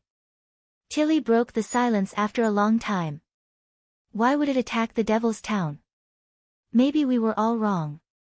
It might not be a hybrid demonic beast enslaved by the demons. At least, it's not controlled by the demons behind the snow mountain. Roland looked at Agatha and asked, "What do you think?" "I also agree with this view." Agatha nodded. Obviously, she had been thinking about this for a long time. There were no records of this kind of demonic beast during the 2 battles of divine will. If the demons really had the ability to control them, we wouldn't have lasted that long. As long as the enemies sent several megamouth beasts carrying senior demons to the city during the large-scale attack, Tequila would have long been reduced to ruins. If it's not the demons, then who's controlling it? Tilly frowned. And the group of transparent mantises that Miss Nightingale found. It's obvious that these demonic beasts have a plan. Can't they do it because they want to? Nightingale spread out her hands. Hybrid demonic beasts are not ordinary demonic beasts. Based on Evil Moon's performance, they already have the basic ability to think. As long as they live long enough, they may be smarter than us. This sentence made everyone burst into laughter, and the heavy atmosphere immediately dissipated a lot. Obviously, no one really thought so. After all, a bunch of monsters that ate raw meat, drank blood, and crawled around in the mud could be smarter than humans who baked bread and wore knitted clothes. This kind of thing was too unbelievable no matter how one looked at it. Only Roland did not say a word. He looked at the deep pit and his mind was in turmoil. Humans are the smartest species. He did not even dare to think so, especially in this completely unfamiliar world. When the living environment and living needs were different, the characteristics of intelligent creatures might be completely different. Take the demonic beasts for example, they certainly did not think that silk and bread were good things. Why didn't the eye demon react to the surprise attack? Andrea asked puzzledly. Didn't they say that as long as it looked at us, the whole camp would be awakened? Because it was not seen by anyone, Agatha explained. Only when we see the eye demon will see us. But that giant mouth beast, it has no eyes at all. It has nothing but a big mouth. Because it doesn't need eyes, Roland said. If it lives in the underground all year round, the use of eyes is very small. Just like earthworms, it doesn't need to evolve a special light-sensitive organ to guide the way. Evolve what? Tilly asked curiously. The light-sensitive organ, such as the eyes, and the skin of some animals can also do this. He did not explain too much. Instead, he squatted down and pointed to the depths of the pit. Lightning, Do you want to go down and have a look? The little girl nodded immediately. It's too dangerous, Ashes stopped him. We don't know what's hidden under the ground. You don't need to go deep into the tunnel. Just look at the direction of the giant mouth beast, Roland said. Nightingale will monitor the magic reaction from above. There won't be any danger. Hey, don't you want to follow the tunnel to catch it? Lightning pouted. Not this time. After all, it swallowed the demon, not Agatha. He repeatedly reminded her. When you find the direction of the tunnel, immediately come out and report to me. Do you understand? Got it. Lightning took out a portable torch from her backpack, lit it, and flew into the deep pit. The entrance is here. After a few seconds, Lightning's voice came from the magic stone. Do you see the fire?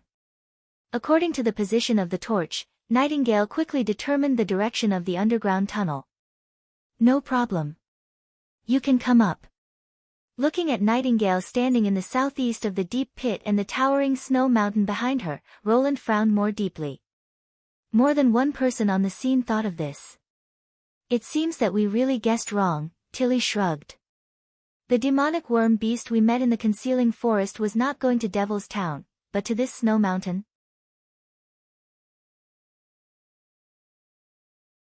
Chapter 603.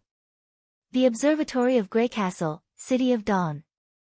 After Timothy's downfall, Greycastle had lost its name as King's City.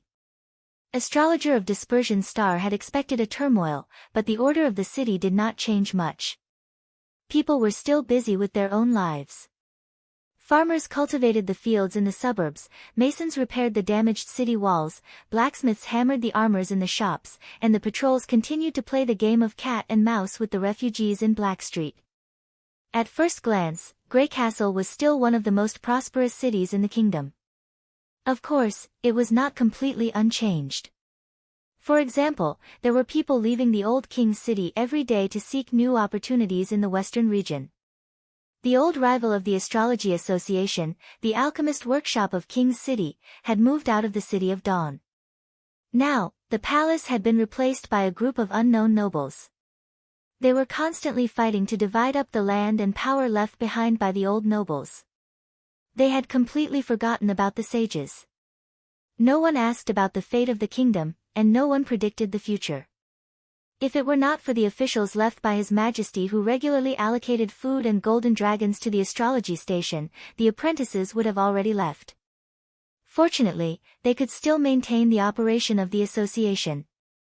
As long as the astrology station existed, the mission of the astrologers would not stop. They would always look up at the starry sky. The sun slowly sank into the mountains in the west. The sky turned from orange to dark red and finally to dark purple. The work of the astrologers had just begun when night fell. An oil lamp was lit on the high platform, and the apprentices were moving the instruments out of the warehouse.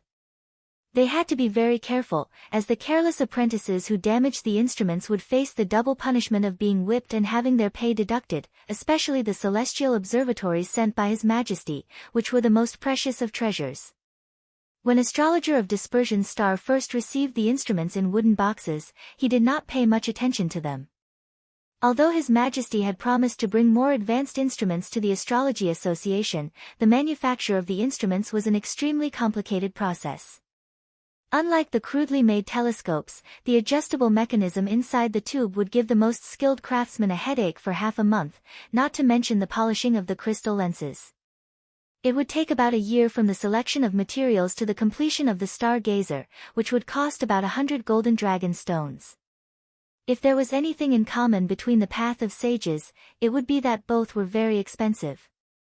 It was just that the products obtained from alchemy were often welcomed by nobles and wealthy merchants, while astrology wasn't so lucky. Thus, only the capital of a country had the financial resources and manpower to build an observatory. As far as he knew, 2 years ago, Border Town in the western region was still a dilapidated and barren land.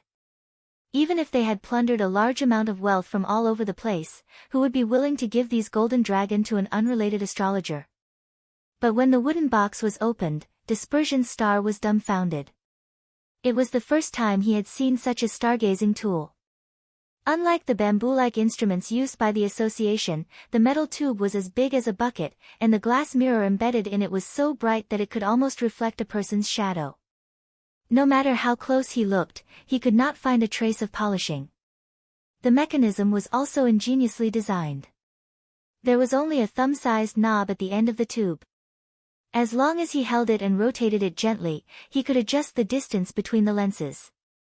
After adjusting the distance, he didn't need to lock it again, so it was very convenient to use.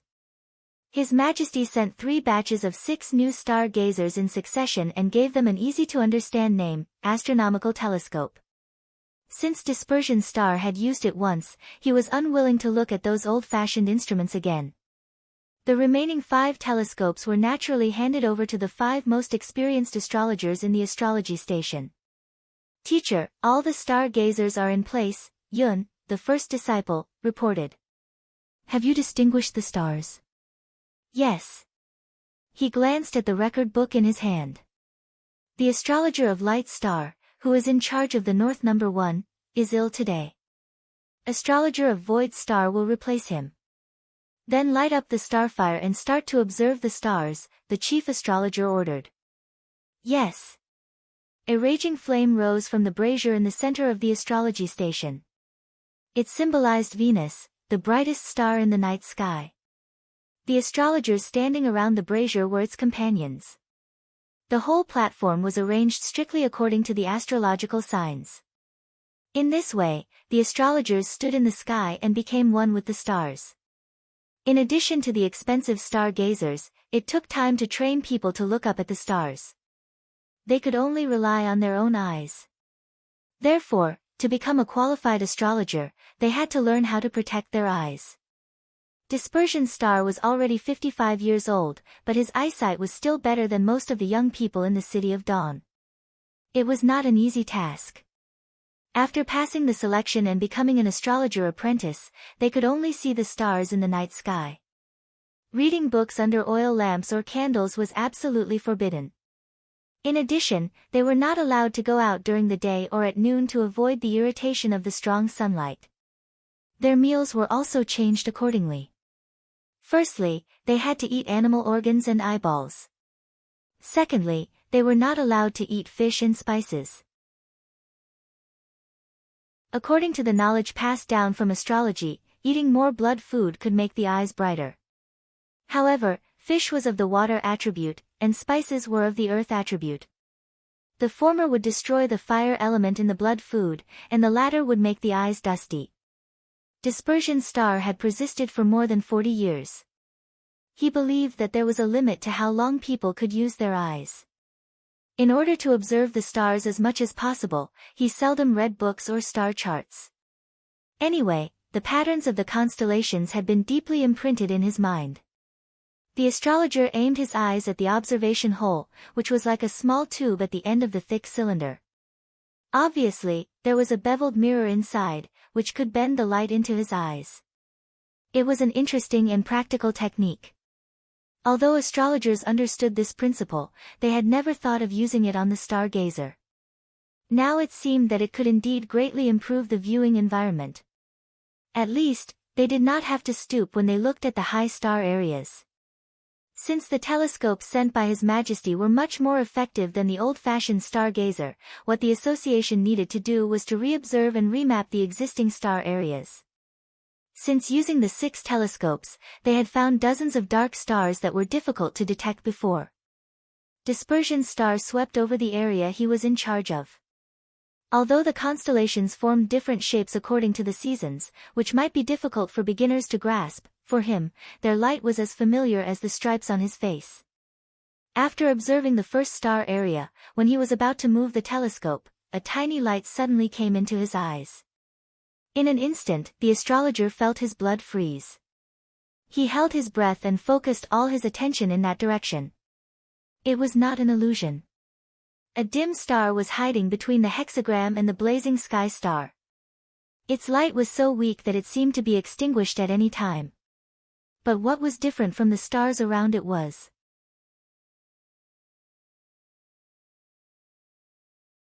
Chapter 604. Messiah Star's hands began to tremble, but it was not the time to make it public. When the bloody moon comes, the world will be plunged into an irreversible disaster. He naturally knew the significance of this prophecy. After taking a deep breath, the chief astrologer raised his head cautiously, fearing that he might accidentally touch the telescope and lose this hard-won star.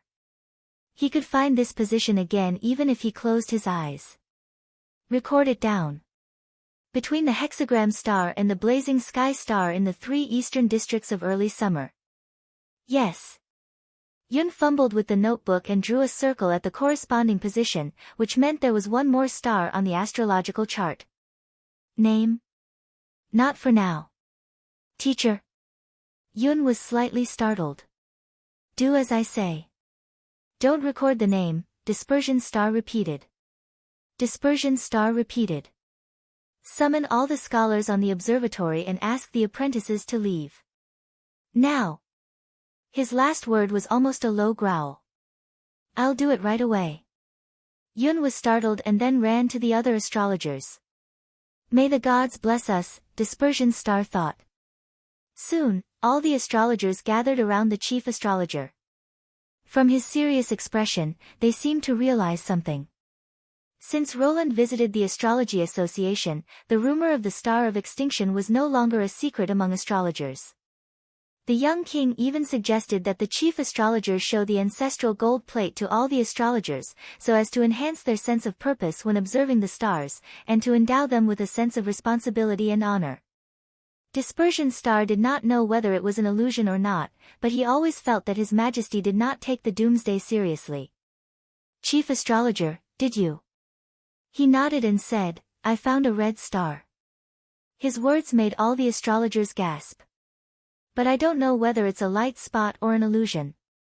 Dispersion Star waved his hand and said, this phenomenon is very common in stargazing, so we need to recheck it, Void Star said. That's right. He nodded and said, let's start with you. An hour later, the 8 astrologers had seen all the stars. In order to eliminate the problem with the instruments, they also changed the telescopes twice and the old-fashioned star observatory once. Except for the latter, who couldn't see the red star, everyone could clearly see the dim star, no matter which telescope they used. One person might be seeing things, but it was impossible for all 8 of them to be the same. Among them, Rosette Star, who had the best eyesight, claimed that she had seen the outline of a star. The existence of the red star had been confirmed. Then the astrology platform fell into a strange silence. Dispersion Star didn't know whether it was a blessing or a punishment from the gods. Since they joined the association, all their efforts had been for this day. They wanted to find this star of extinction, which signified misfortune and disaster. But when he really found it, fear suddenly welled up in his heart. Their efforts had paid off. Their prediction of the disaster had saved the lives of tens of thousands of people. From this moment on, the Astrology Association had completely surpassed the Alchemy Association. This achievement could not even be measured by the Golden Dragon, but their warning was tantamount to the most vicious curse. Predicting the end of the world was a heavy responsibility for astrologers. What should we do? Someone asked after a long time. Normally, we should report this to the king. You mean Roland Wimbledon? Will he believe it? Even if he doesn't believe it, the star won't disappear. No, I mean he may not believe the prediction about the star of extinction. We have to try. After all, he gave these instruments to the astrology platform. He can't turn his nose up at our words. Who knows? He was famous for his stubbornness when he was in King's City. If he was really stubborn, he wouldn't have let us stay. Enough. Dispersion Star raised his hand and interrupted the discussion. Don't disclose the information about the red star. Let's observe it for a few more days. He looked around at all the astrologers around him. It's far from enough to know its existence.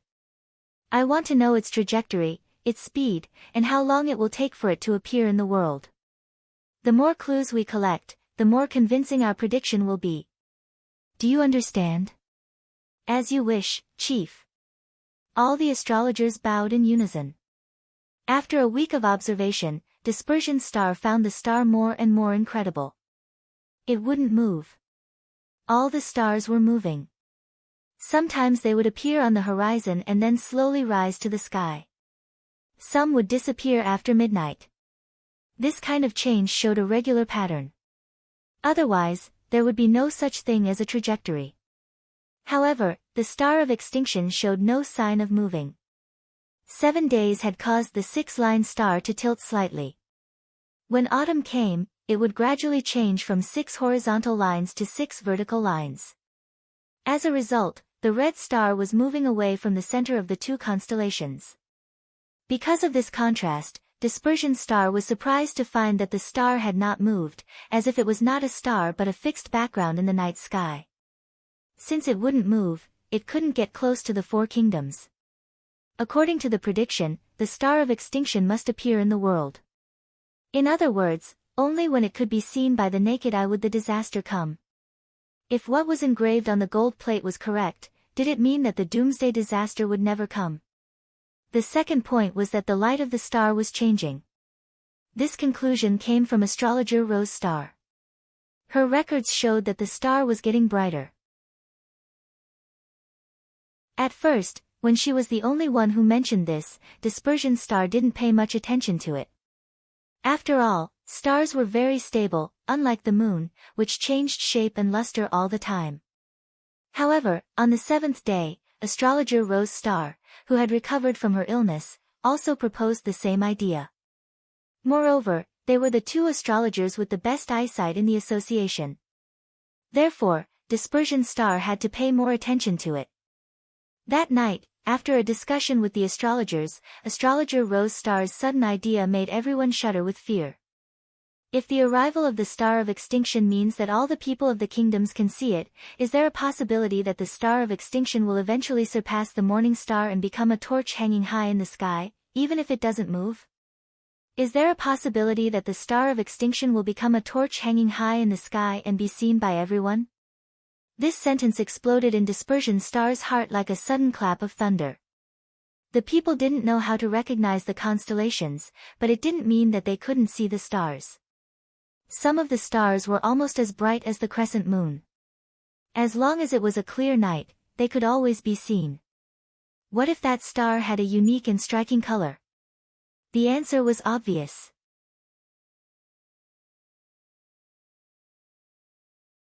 Chapter 605. Standing on the top floor of the Tower of Babel, Zero looked down at the busy holy city of Hermes. The number of believers going to the plateau had doubled compared to the previous years, and so had the new Judgment Army. The Kingdom of Everwinter alone had sent nearly 20,000 people to the church.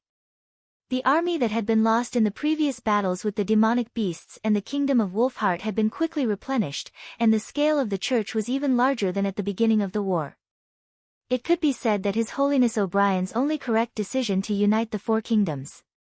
When Grey Castle and the Kingdom of Dawn fell into the hands of the Holy City, the church would undoubtedly usher in a new peak.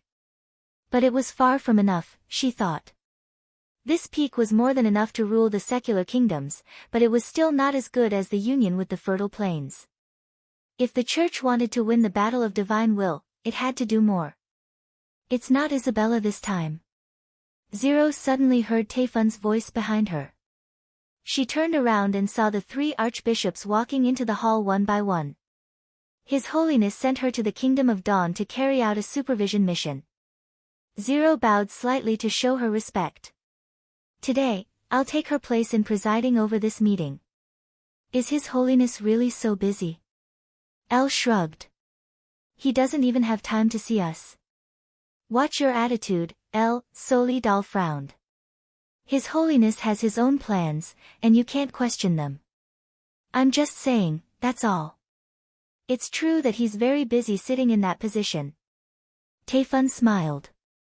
When His Holiness O'Brien was still here, I often heard Maine and Heather complain about it. Indeed. Zero gestured to the 3 archbishops and then walked to a small table by the window. Let's talk here. Not going to the secret chamber? Now that the church is in a good situation, who will eavesdrop on our conversation and leak it out? Zero said lightly. Even the most stubborn nobles know which side to choose. But there are always people who like to go against the current.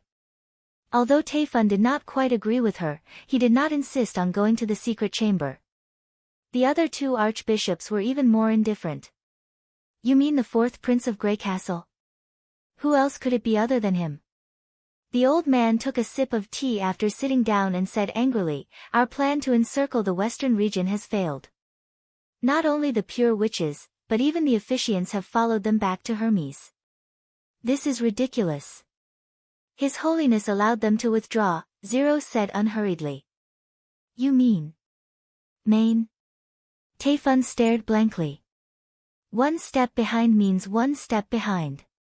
She nodded and said, ever since Silver Whip was killed in Fallen Dragon Ridge, we've fallen behind Roland Wimbledon. By the time they received the news, it would already be 3 months later. It would definitely be too late to send out new people. So you don't have to criticize your pure witches. They will only become Roland's targets if they stick to Grey Castle. Doesn't he need to be punished? I want to take this opportunity to temper Emma's temper. Soli raised his eyebrows and said, she always questions my orders. That must be because your orders are full of loopholes, Elle said sarcastically. After all, it's difficult for a judgment warrior to use his brain. Before Soli could rebuke him, Zero had already said, it may be helpful for you to listen to her questions. But I won't say much if you want to discipline your pure witches. Just don't torture them too much. Every pure witch is a hard-won treasure of the church. Yes, Lady Zero. But, why did Roland rob the god's stone of retaliation? Taefun said thoughtfully, is it because of Silver Whip and Storm that he noticed the existence of the pure witches? Maybe he already knew, Zero said noncommittally. Now we all know that he began to recruit witches a long time ago and even mingled with the people of Sleeping Island. Witches have all kinds of strange abilities, so it's not surprising that they know the news of the church. After robbing so many god's stones, there's still no news of them selling them in large quantities. This is not a good sign. Not necessarily. She knocked on the table to attract everyone's attention. This is also the reason why His Holiness called you here today. The intelligence agency of the pivotal secret area has recently found that there is an abnormal purchase of food in Coldwind Ridge. In addition, there are an incredible number of ships passing through the north of Redwater City. Almost 1 or 2 ships can be seen every day. However, no ships have been seen sailing to King City in Silver City or San Juan River. The three of them looked at each other and asked, where did all the ships go? Recently, you've been busy recovering the war supplies deployed in the Kingdom of Dawn, so it's normal that you didn't pay attention to the situation in Grey Castle, Zero said bluntly. After eliminating the east and west sides, there's only one place they can go, Deep Valley Town in the northern region. There's the only tributary connected to the Redwater River there, and it's the nearest town to Coldwind Ridge in the north of Grey Castle. Relying on the memory of the Queen of Clearwater, she knew the distribution of towns in Grey Castle like the back of her hand. In other words, Roland Wimbledon is mobilizing the resources of his territory and concentrating them in the northern region. The answer to what he wants to do is self-evident. None of the 3 bishops were stupid. They quickly understood the meaning of Zero's words, but understanding was one thing and believing was another. Wait, do you think that Roland intends to attack the holy city of Hermes? It's not my opinion, but the conclusion of the intelligence agency's analysis. His Holiness also agrees with this speculation. The victory in King's City has boosted his confidence and made him believe that the holy city of Hermes is also vulnerable. It's not difficult to understand why he would make such a decision. It's true that his snow powder weapons are far stronger than Timothy's, but we're not unprepared.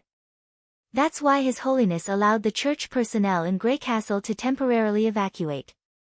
Zero spread out her hands and said, the nobles can't stop a man who's prepared to publicly declare himself our enemy and wipe out all the churches. He's crazy. Soli whispered.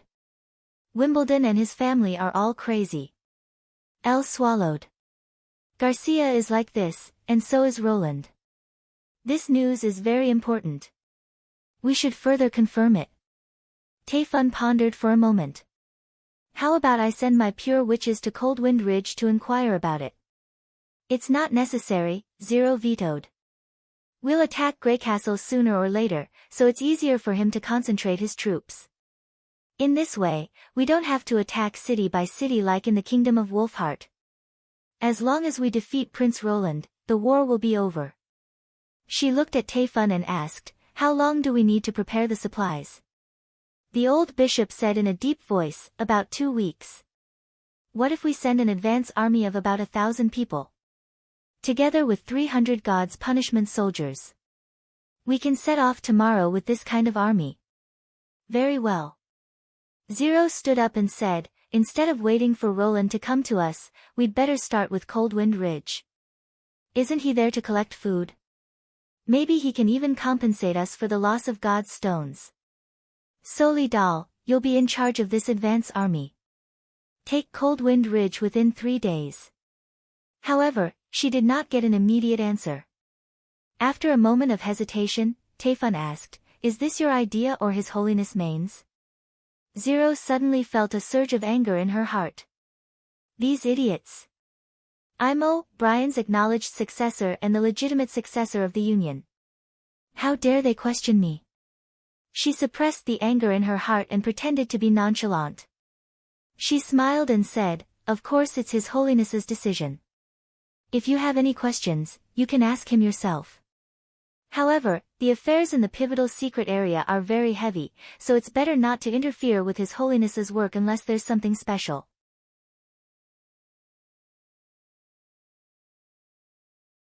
Chapter 606. Lightning flew into the castle office and handed Roland the last bird's-eye view of the snow-capped mountain. You've worked hard, Roland touched the little girl's head and asked, did you find anything new? Nothing but snow. She closed her eyes and enjoyed it. Not to mention demons and demonic beasts, I couldn't even see a big animal. Is that so? It seems that I was thinking too much. Roland took out the previous drawings and looked at them again. Although these bird's-eye views were only sketches and were far less detailed and realistic than Soroya's photos, at least he could see the whole snow-capped mountain. The mountain was very large, about 4,000 meters high, and standing on the top, he could clearly see the sea of clouds. The peak was not as steep and sharp as he had expected, but it was a very open flat land with a slight depression in the middle, like a huge volcanic crater. Only the part of the depression was filled by a frozen lake, and the whole lake was like a clean mirror. According to Lightning, through the thick layer of ice, she could see running water flowing under it. What do you think is on the peak? Ruins, Blackstone Pagoda, towns, nothing is strange, Roland said with a smile. It is surprising that it is bare. He pointed to the newly drawn drawings and asked, is the source of the Redwater River here? Yes, Lightning tilted her head and glanced at it. It's in the clouds. If I didn't hear the sound of water, I wouldn't have noticed it. There are many cracks on the mountain, and some of them are astonishingly large. Just the width is 200 or 300 meters. When you get close to it, the sound of water falling can be compared to the sound of thunder. You didn't try to drill into it, did you? Ah. Tell me the truth. I tried, but I didn't succeed, the little girl pouted. The cracks are big enough, and the height can even accommodate half of the castle, but the water mist brought by the torrent was too thick, and I couldn't see anything. Moreover, it was mixed with strong wind, so I was quickly pushed out. Don't do such dangerous things again, Roland stared at her. Do you remember what you promised me? I have to ask you for permission for any exploration, Lightning lowered her head. That's right. I won't punish you this time. Go play with Maggie. What about the snow mountain? That's it for now. He folded all the aerial maps and put them in a drawer. We'll explore further and wait for Sylvie to come back. I need to focus on the war with the church. All right. Lightning nodded and flew out of the window. What do you think? Roland looked behind him. I'm here, Your Majesty. Nightingale appeared on the desk and sat cross-legged. It's freezing on the snow-capped mountain. No one would choose to build a camp in such a place, right? Since she had taken off her shoes, he couldn't help but glance at her feet, which were wrapped in white cotton socks. Cough, so you also think that the giant maw demonic beast is hiding inside the snowy mountain? I just think that if they are so good at digging holes, it wouldn't be difficult for them to build a nest in the mountains. Also. Nightingale looked hesitant. Also what? Are the holes in the impassable mountain range related to them? Until the evening, Roland was still thinking about what Nightingale had said. Whatever it was a really creepy guess. If they were everywhere and were not trapped by nature, how would he be able to exterminate this group of terrifying monsters? Another thing that puzzled him was that since the giant maw demonic beasts could reach the edge of the Land of Dawn, there should be traces of their activities on the fertile plains. Why didn't the Union leave any records about them? Unfortunately, the current situation did not allow him to explore further. Only by completely defeating the church could Neverwinter have a future. After more than a month of transportation, he had sent nearly 4,000 soldiers to the northern region, as well as the corresponding armaments and provisions. According to the information from the front line, the field defense line was being built smoothly according to the plan. The communication line from Coldwind Ridge to the interior of the kingdom had also been cut off by the First Army. Soon, the last batch of soldiers would set off, and he would also follow the army to the northern region to command this war that could not be lost. Just then, there was a knock on the bedroom door. Roland opened the door and found that it was Anna who was standing outside. I've seen Vendy's list, and my name is not on it. She walked into the room, her calm face expressionless. Please forgive me, Your Majesty, but I can't accept this. If she had come to find trouble with him angrily, Roland would have known what to do. However, Anna's current expression made him feel a little afraid. It was as if she had made a decision, and it did not matter whether she lived or died. Ever since he rescued her from the prison, he had never seen Anna show such a look in front of him. Roland pulled her to the bedside and sat down. After a long silence, he said, I know what you're thinking, but the military production in the border area is inseparable from you. Whether it's the parts of heavy machine guns or the fuse of howitzers, they all need you to process, and this is very important to victory. Not because the front line is dangerous. Of course there's a certain degree of danger in the battle with the church, but we'll definitely win, so you don't have to worry too much. Staying in Neverwinter is a more appropriate choice. He did not try to persuade Anna from the perspective of the safety of the war, because her expression had already made her attitude clear. Only by changing to a higher-level reason, such as using production related to the outcome of the war to persuade her to stay, would he be able to have an effect on her, who was very serious about everything. In this case, I'll also produce in Deep Valley Town. However, Anna was not moved. The northern region also produces iron and copper, so Miss Edith will certainly not be stingy with these ores. Lucia is also willing to accompany me, so there's no problem in refining. In addition, from the transportation point of view, the ships originally need to transport a complete set of guns, but now they only need to transport part of the parts and complete the assembly in the northern region, which will be more efficient. Her answer was orderly, and it was obvious that she had come prepared. Roland was speechless for a moment.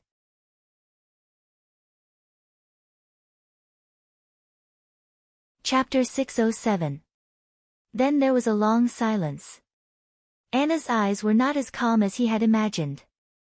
As they silently stared at each other, he felt an undercurrent surging under the blue lake surface. There was worry, fear, but more than that, determination. That was why she looked so determined. As time passed, this feeling grew stronger. Roland finally realized that he might not be able to persuade her. He closed his eyes and let out a long sigh. Okay, but you have to promise me one thing. Say it. If something happens on the battlefield. Roland licked his lips. I mean, if I'm unlucky. If something like that happens, I'll leave the northern region immediately, Anna said bluntly. Roland couldn't help but be stunned. Are you worried that I'll take revenge on the church and lose my life in vain? She stroked his cheek. Only Nightingale and Ashes would do that. I'll return to the western region as soon as possible, then take all the people who are willing to follow you to Sleeping Island, settle down there, and continue to fight against Holy City. Your Majesty, although I want to be with you, I know you don't want to see this happen. At this point, she paused. So I can promise you that before the world you want arrives, I will continue to walk on your behalf until witches and ordinary people can live together freely. He did not answer, nor did he need to. Anna's growth was beyond his imagination. This was already the best reward for him coming to this world. She reached out and unbuttoned Roland's shirt. There was no need to say anything more. The two kissed and fell on the bed. Blackfire pulled down the curtains and pushed the clothes and bedding aside. At this moment, their fates were firmly connected, as evidenced by the stars in the sky. 2 days later, Roland gave his last speech before the battle in the square. Hearing the news, his subjects crowded the square. After a year and a half of development, the old border town no longer existed and was replaced by the bustling city of Neverwinter. The people's lives had changed dramatically, and Roland's reputation had risen to an unprecedented height. Good morning, my subjects. He stepped onto the rostrum and was immediately greeted by overwhelming cheers. Long live the king! Long live his majesty! There was no need for echoes to support them, and there was no need for any encouragement. The people consciously and passionately let out cries filled with respect, waving their hands like a surging ocean. After a full quarter of an hour, the cheers gradually subsided. You should already know, Roland said in a deep voice as he looked at the countless pairs of reverent eyes below the stage.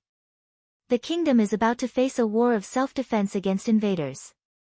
The enemy is the holy city of Hermes, which has annexed the kingdom of Everwinter and the kingdom of Wolfheart. Now, only Greycastle and the kingdom of Dawn survive out of the 4 kingdoms. Now, they are targeting us. I know some of you used to believe in God and the church. This is not shameful. Your kindness was used by others, and your expectations were deceived.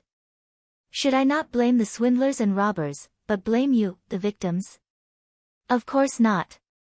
He raised his fist. The church should pay the price.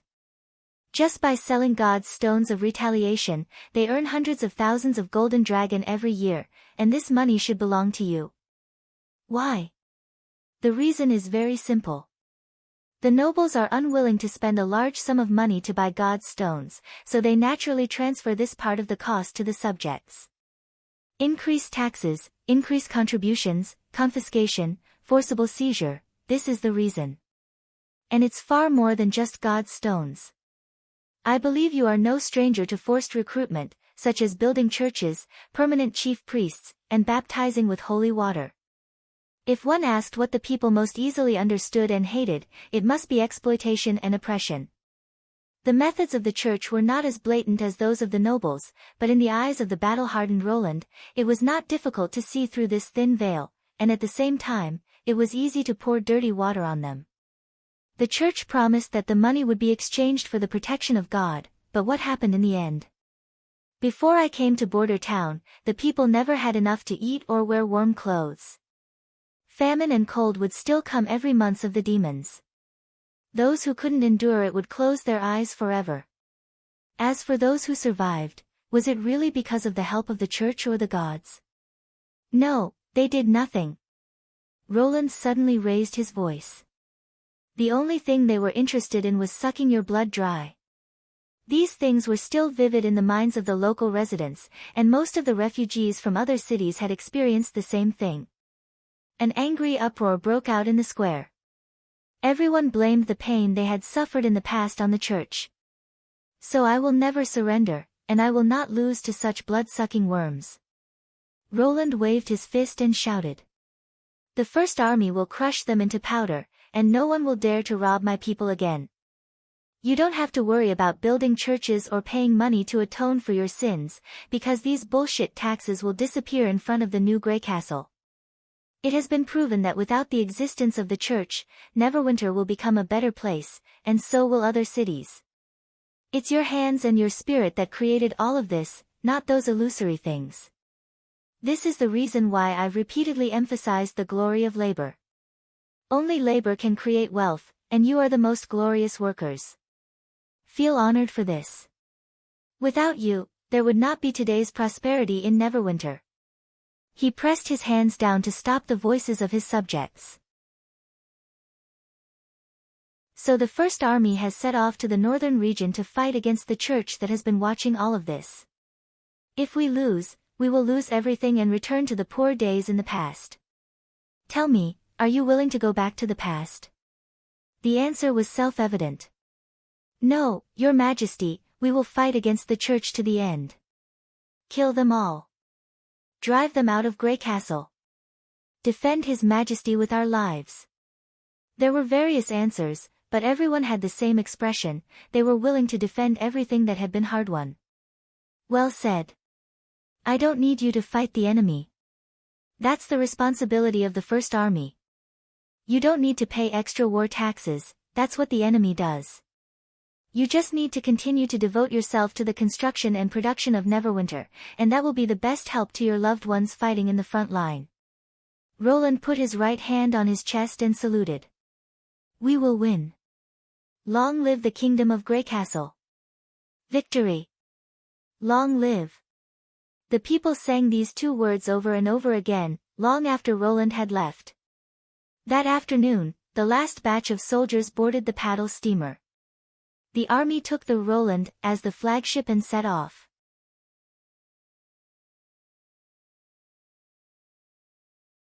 Chapter 608. When Duke Carwin walked into Jadeite Forest Castle, Edith was already waiting for him in the hall. My dear daughter. What took you so long? She interrupted him mercilessly. As early as a month ago, I wrote to you to fully cooperate with the First Army in assembling and preparing for war. You must try your best to satisfy their requirements. The Duke's outstretched arms suddenly stopped in the air. I immediately informed Earl Hire of Deep Valley Town and sent my steward to supervise this matter. Isn't this full cooperation? Of course. Edith crossed her arms in front of her chest in dissatisfaction. Your presence in the town can show the sincerity of the northern region. Moreover, the battle with the church is of great importance. We can't overestimate it. But this is Earl Hire's territory after all. Come on, father. The nobles are about to disappear. Are you still fussing about the vassals' territory? I thought you would be a little more decisive after the rebellion of Hawes and the Lista family. Duke Carwin felt a little embarrassed. I thought my daughter would at least give me a hug after not seeing me for a few months and express her longing for me, instead of talking about business before sitting down. Is that so? Edith sneered. I wonder who was the one who flew into a rage in the study and yelled that this *start of a daughter was simply a traitor and an ungrateful wolf cub? If I guessed correctly, you wanted to smash something at that time, but you couldn't bear to do it. The Duke could not help but choke. Damn it, which bastard leaked this? Before he could think of how to respond, Edith had already walked over and held him in her arms. Welcome to Deep Valley Town, father. Is this okay? The resentment in his heart immediately disappeared. He touched his daughter's long green hair, and for a moment, all kinds of feelings welled up in his heart. Although she was the daughter of the first wife, her character was very different from her biological mother, and even completely different from himself. Sometimes, even he did not understand how Edith grew up to be what she was today. She was not lacking in appearance, intelligence, or talent. If not for the fact that he could still see some traces of the first wife in her face, he would almost doubt whether Edith was his biological daughter. But when the two of them hugged each other, the Duke felt a sense of kinship. She was still the pearl of the northern region that he had raised with his own hands. After a while, Edith pushed him away in disgust. You smell like sweat. You'd better take a bath first. I brought some scented soap from Neverwinter. Try one. It's much more effective than the honey locust. This kind of thing can wait for a while. Carr looked around. By the way, where's Earl Hire? Why didn't he greet me in the hall? I drove him back to the Count's house in the suburbs. What? The Duke looked at his daughter in surprise. He didn't take your Majesty's decree seriously and didn't take your order seriously. If I hadn't arrived in time, I'm afraid he would have provoked the vanguard troops. Edith shrugged. Not everyone can see the road under their feet. Some don't even have the courage to open their eyes. I won't say another word to this kind of person. Chasing him away is the most convenient choice. Will he obediently give up the castle and the town? He won't, but I have the First Army. She smiled. This army once conquered King's City in a day. What do you think a dozen knight can do? He did not know if it was an illusion, but Edith had become a little different in just over 2 months. Her smile was more natural, not the aristocratic smile that she deliberately pretended to wear in social occasions. And her eyes were a little more at ease.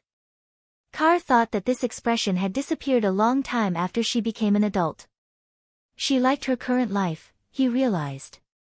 At least, she was happier than when she was in the northern region. This made him a little jealous and a little emotional. Perhaps, as his daughter said, after being stripped of her aristocratic identity, she would indeed lose some of her rights, but it also unlocked the fixed shackles of the fief. Now she was going to a broader field. In the study of the castle, Carr drank 2 large cups of black tea in one gulp, let out a long breath, and then asked, "What we need to do now is to wait for His Majesty to come." There's still a lot to do. Edith spread out her notebook. Food, horses, cloth, herbs, and all the materials needed for the war have to be transported to Deep Valley Town. By the way, I received a new secret letter from His Majesty. Iron ingots and copper ingots should also be transported here, the more the better. He wants to empty the entire northern region, the Duke thought. Do you really think His Majesty can defeat the Church? He may not be able to break into the holy city of Hermes and completely uproot the Church, but it's not too difficult to prevent the Church from entering the kingdom under Coldwind Ridge. She paused. What His Majesty lacks most is time. Time? You haven't seen his factory, so it's difficult for you to understand the power of Neverwinter. Edith looked at her father. Whether it's a knight, a mercenary, a judgment army, or a fanatical believer, they're no different in front of bullets. And these amazing bullets are produced continuously in the factory like running water. Any civilian only needs to be taught for half a quarter of an hour to use firearms and bullets to kill the enemy. If they're trained for a month, they can have a soldier who can go to the battlefield to kill the enemy. And after 3 months, they'll be the invincible First Army. What are you trying to say? The growth rate of people is far slower than that of bullets, father. It's different from swords and armors. A blacksmith and a dozen apprentices can make 10 sets of armor and 30 swords in a year, but a factory can produce more than 1,000 bullets a day. After a knight armed with swords and sabers is crushed into powder, there'll be hundreds of extra bullets distributed to those who want to become a knight. The next day, these bullets can be given to the residents and newborns in the city. After a month, the bullets produced are enough to turn this city into an empty city of the dead. Calvin opened his mouth, but he didn't know what to say. It's normal that you don't believe it. After all, these things sound a little against common sense. But I participated in the tooth extraction campaign with the First Army and saw how they dealt with the enemy with my own eyes. Edith said slowly, so as long as the First Army holds the line, His Majesty will get the victory he wants sooner or later. 3 months later, Neverwinter will be able to train an army of thousands of soldiers and the corresponding weapons, and it's not enough time for the new Judgment Army to learn how to hold a sword.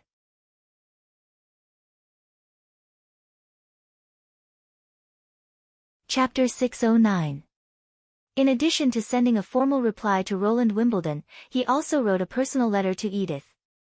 In the letter, he tactfully expressed his thoughts. The young king had not chosen a queen, and if he could further his relationship with Roland, he would feel more at ease. There was no real love in a political marriage, or rather, love was not the main character. There was no doubt about this for the Pearl of the Northern region.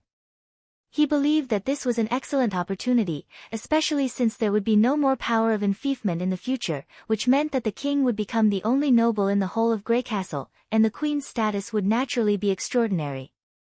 Carr believed that his daughter could read his mind. However, not only did His Majesty not reply, but Edith also did not reply. "Don't tell me it's because you don't like him." The Duke poured himself a third cup of black tea. "I've never seen you like anyone, and it doesn't matter at all. Since you used to consider Timothy, why don't you consider Roland now?" "That's not the same, father." "What's the difference? Aren't we both kings?" Edith closed the notebook and said, "Timothy needs a reliable ally in the northern region, or rather, a subordinate, and the way to ensure his loyalty is through marriage.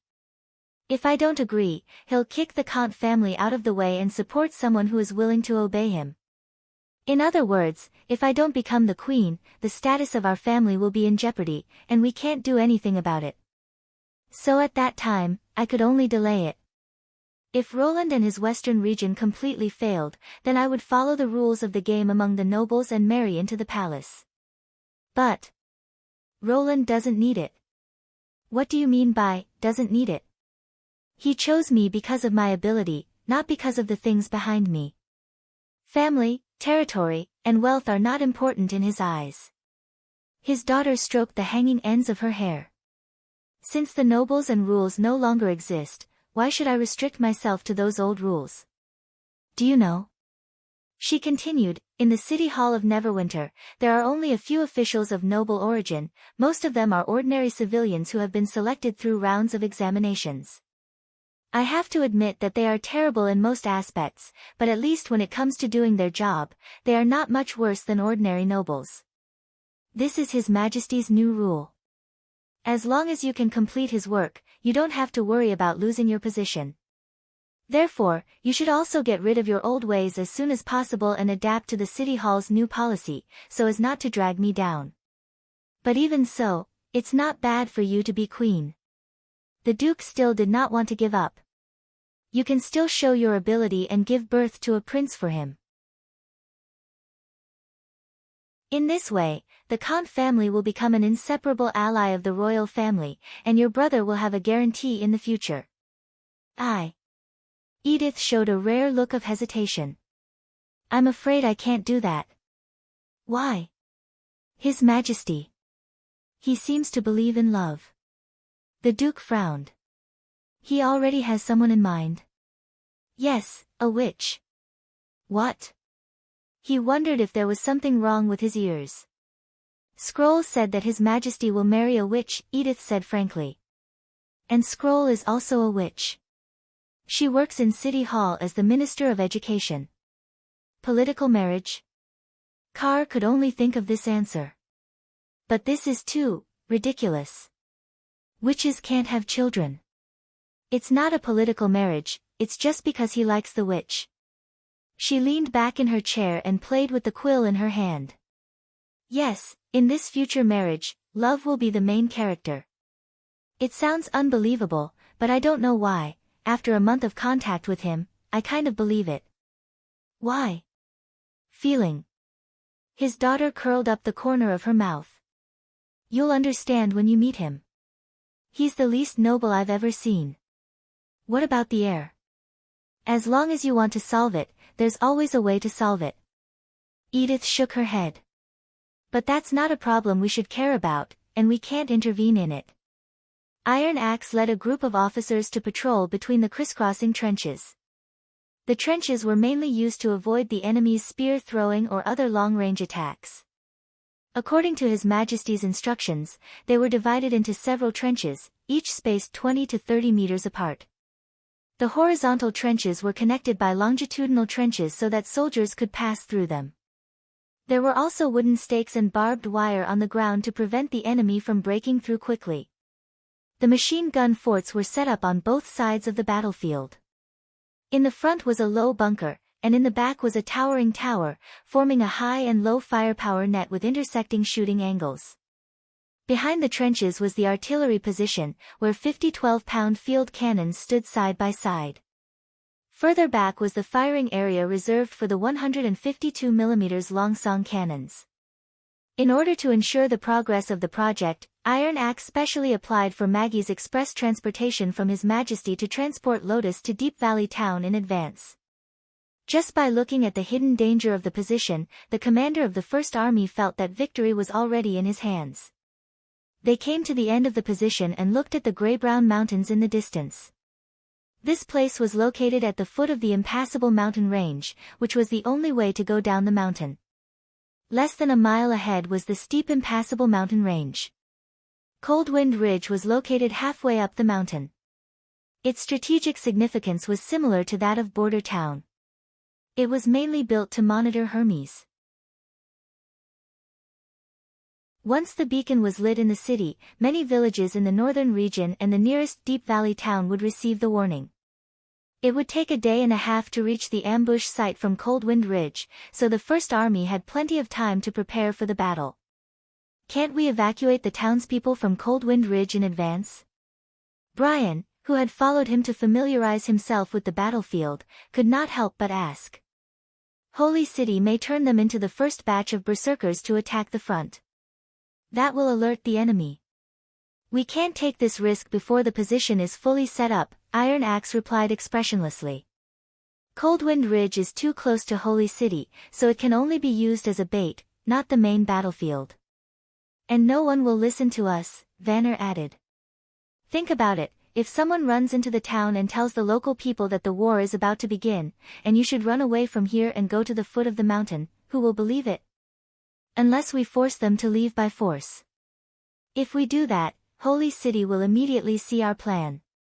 Brian sighed. "I understand that, but don't worry. The encirclement will be completed in 3 days, Iron Axe said in a low voice. By then, we can inform the people of Cold Wind Ridge to evacuate.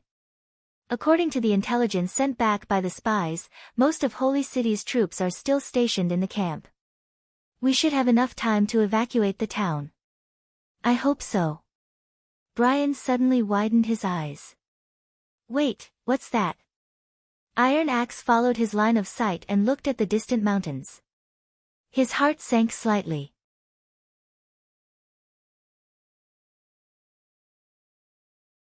Chapter 610. Soli Dal crossed the broken castle gate with satisfaction and walked into the castle of Coldwind Town. Take down Cold Wind Ridge in 3 days. Apart from the 2 days spent on the road, it only took him a quarter of an hour to break through the town's wall. Of course, it was still a question whether the mud fence, which was only as tall as a man, was counted as a city wall. There were only a few guards on guard duty. After 2 of them were killed by the Judgment Army, they immediately dispersed. There was almost no formal resistance. Is this the town that guards the border? The Kingdom of Grey Castle is just so. The only thing that dissatisfied him was that when the army of the church was still halfway up the mountain, the beacon under their feet started to smoke, as if they knew that they were coming to attack the town. Although it was only a matter of time before the other territories in the northern region saw the alarm, this lack of respect still made him a little angry.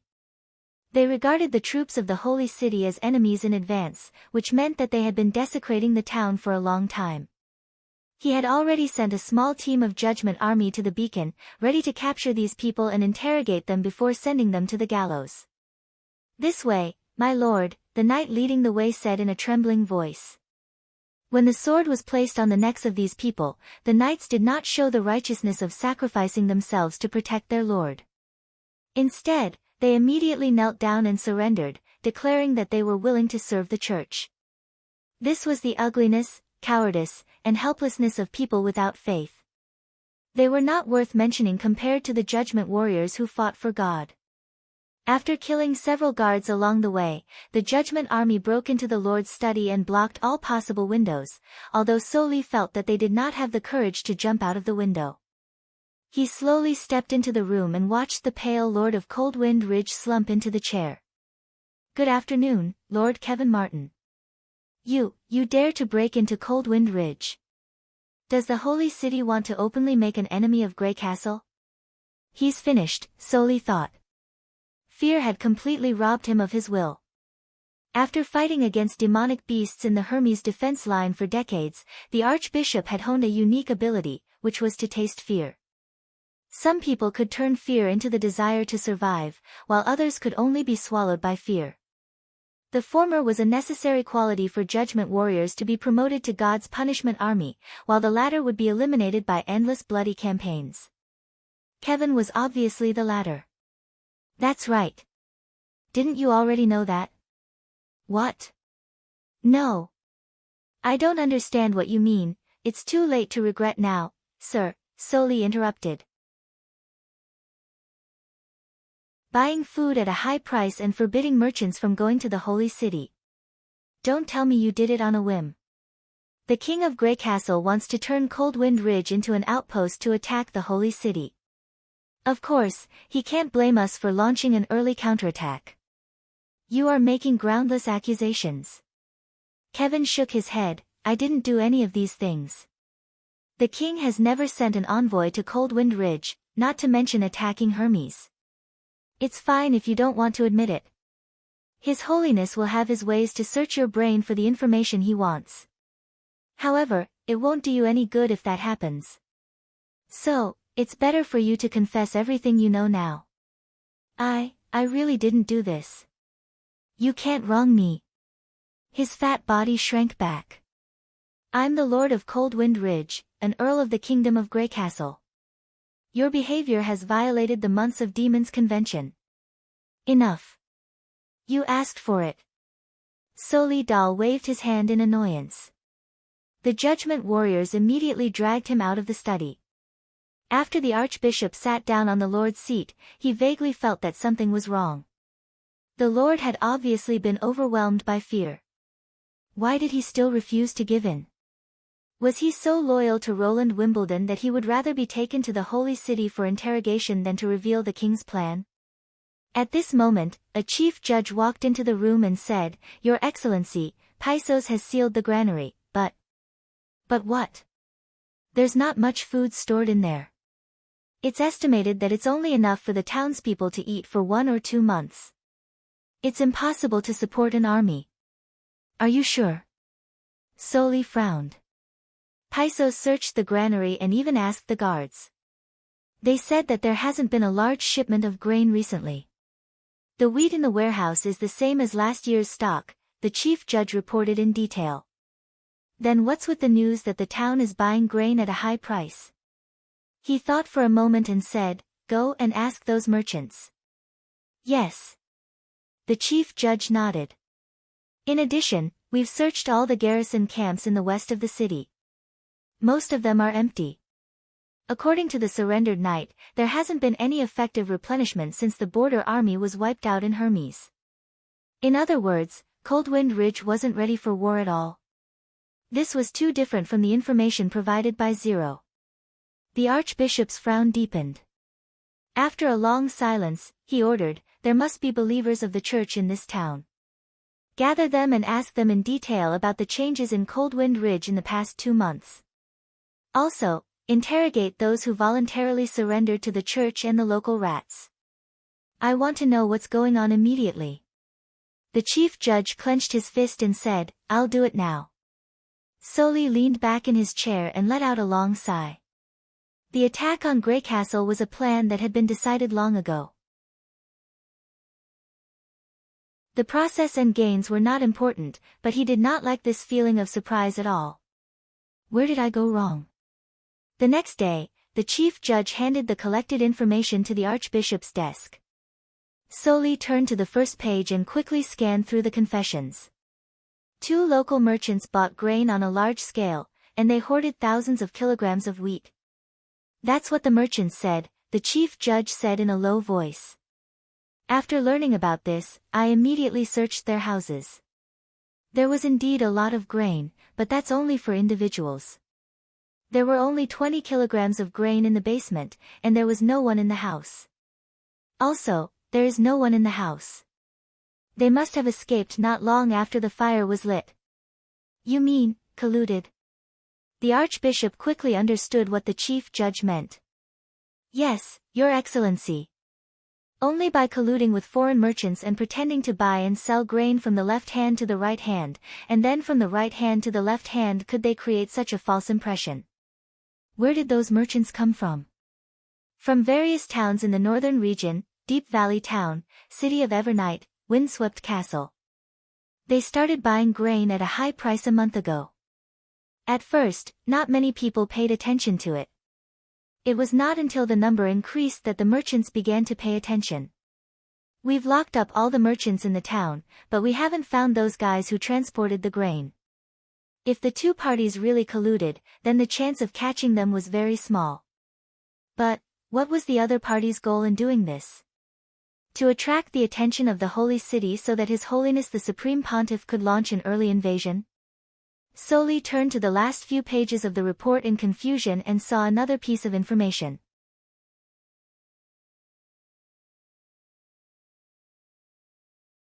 Chapter 611. A total of 3 people. All of them died in the shack under the platform. The presiding judge nodded. The watchmen of the beacon tower are rotated once a week, so when I arrived at the scene, the corpses were already smelly. Very good. So the beacon fire was not set by them but by someone else. Soli punched the desk and laughed angrily. Are they deliberately making fun of us? Or are they trying to find a reason for the Holy City to go to war? The specific reason is still unclear, but Your Excellency, one of the rats' testimony is very interesting. He pointed to the report and said, I wrote it down on the last page. The presiding judge flipped to the last page and skimmed through it.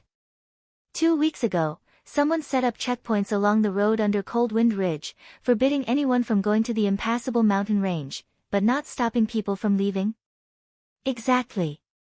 He originally planned to go to Deep Valley Town to try his luck, but he saw a caravan that was supposed to go to Hermes was stopped. It seems that it really wasn't done by the Lord. Soli thought. Wait, 2 weeks ago. When was the last time those peddlers showed up? 3 days ago. The archbishop's face instantly darkened. In other words, the checkpoint that forbids anyone from going to the impassable mountain range let those peddlers go? The answer was obvious. They're a group, the presiding judge replied. At least it looks like they're a group. How many people are there at the checkpoint? The rats only glanced at them from a distance. I estimate there are hundreds of them. As long as they show their tails. Soli Dal stood up. Pass down my order. Summon the Judgment Army. Your Excellency, do you want to go down the mountain? The presiding judge was stunned at first, and then he hurriedly dissuaded him. His Holiness the Supreme Pontiff ordered us to stay here after seizing Cold Wind Ridge, ensure the mountain road is unblocked, and wait for the army to move out. If you want to catch a few people for questioning, just send a small team. Not only do I want to catch a few people, but I also want to crush their checkpoint. This is the price for making fun of the Holy City. Soli waved his hand impatiently. If we set off now, I'll see their heads hanging at the city gate the day after tomorrow. This has no impact on the Holy City's battle plan, and His Holiness won't blame us. But, what if the enemy sets an ambush? Ambush? Soli glanced at him and said, I once led an army to attack the Broken Tooth Castle of the Kingdom of Wolfheart. It was an extremely tough battle. However, even if we relied on the mountains, the ambush of ordinary people could only bring some trouble to the God's Punishment Army, not to mention the open flat land at the foot of the mountain. Any action of ambushing the God's Punishment Army is tantamount to suicide. I hope they really have that kind of courage, instead of fleeing at the sight of us. Speaking of this, the Archbishop paused. Now that you understand, go and execute my order. Yes, my lord. Soli sneered as he watched the chief judge leave. He would never let those blasphemers off. Cold Wind Ridge sent a large group of people. Iron Axe asked as he looked at the fat pigeon that flew into the tent. Almost 1,000 people, coo. Maggie flapped her wings. There are no food trucks or militia. They are all wearing armor, and some of them are carrying giant shields and short spears. Cool. Giant shield. Iron Axe was surprised. How big is it? Well. Maggie tilted her head and glanced at him. Almost as big as you, Ku. I see. Good job. As usual, the Sand Nation took out a piece of dried meat and handed it to the pigeon.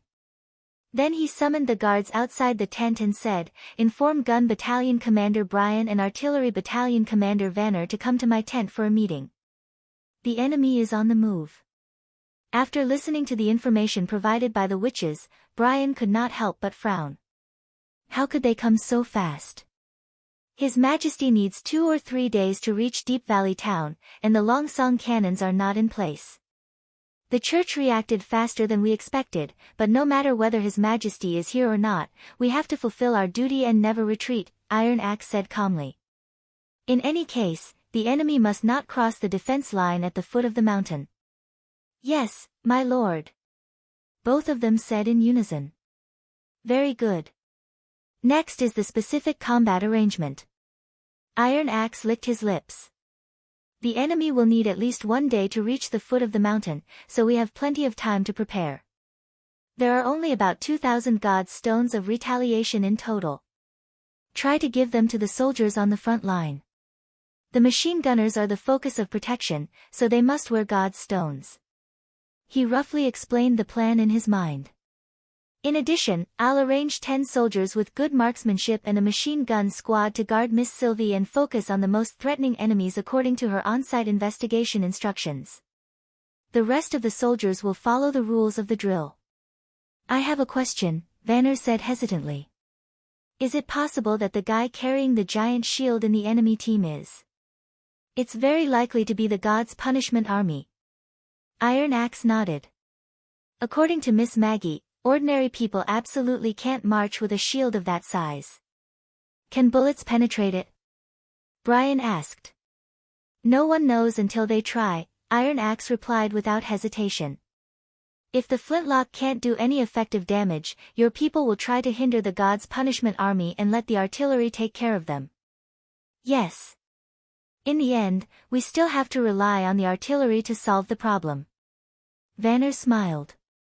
Leave it to me, my lord. Early the next morning, Danny held his beloved rifle and went into the trench. According to yesterday's arrangement, he soon came to his prearranged position, a trench in the center of the position on the right flank. The shrubs and bushes had all been eradicated, so he could see the whole battlefield, which was very suitable for accurate shooting. He picked up a few stones from under his feet and piled them on the edge of the trench to make a small support. Then he put the rifle on the stone and aimed at the front. Through the crosshair, Danny could see the dew hanging on the grass on the ground, the spiders clinging to the barbed wire, the red dirt road covered with horse hoof prints, and the impassable mountain range in the distance. It was an excellent position to block. He pulled the bolt and pushed the first bullet into the chamber. Then he waited for the enemy to appear. As a hunter, Danny had always been patient. Since he was recruited into the militia by His Majesty, he had participated in a series of battles such as the defense of the Months of Demons, the defense of the Duke of Longsong, and the attack on King's City. His weapon had also changed from the flintlock to the latest bolt rifle. In terms of combat experience, he was definitely one of the best in the First Army. If he had not insisted on staying in the front line, he would probably have become an officer in the gun battalion, second only to Sir Brian. But compared to commanding others, he preferred the feeling of shooting prey. From the day he touched the flintlock, he fell in love with it. It was easy to use and powerful. All it needed was a pair of good eyes and a little talent.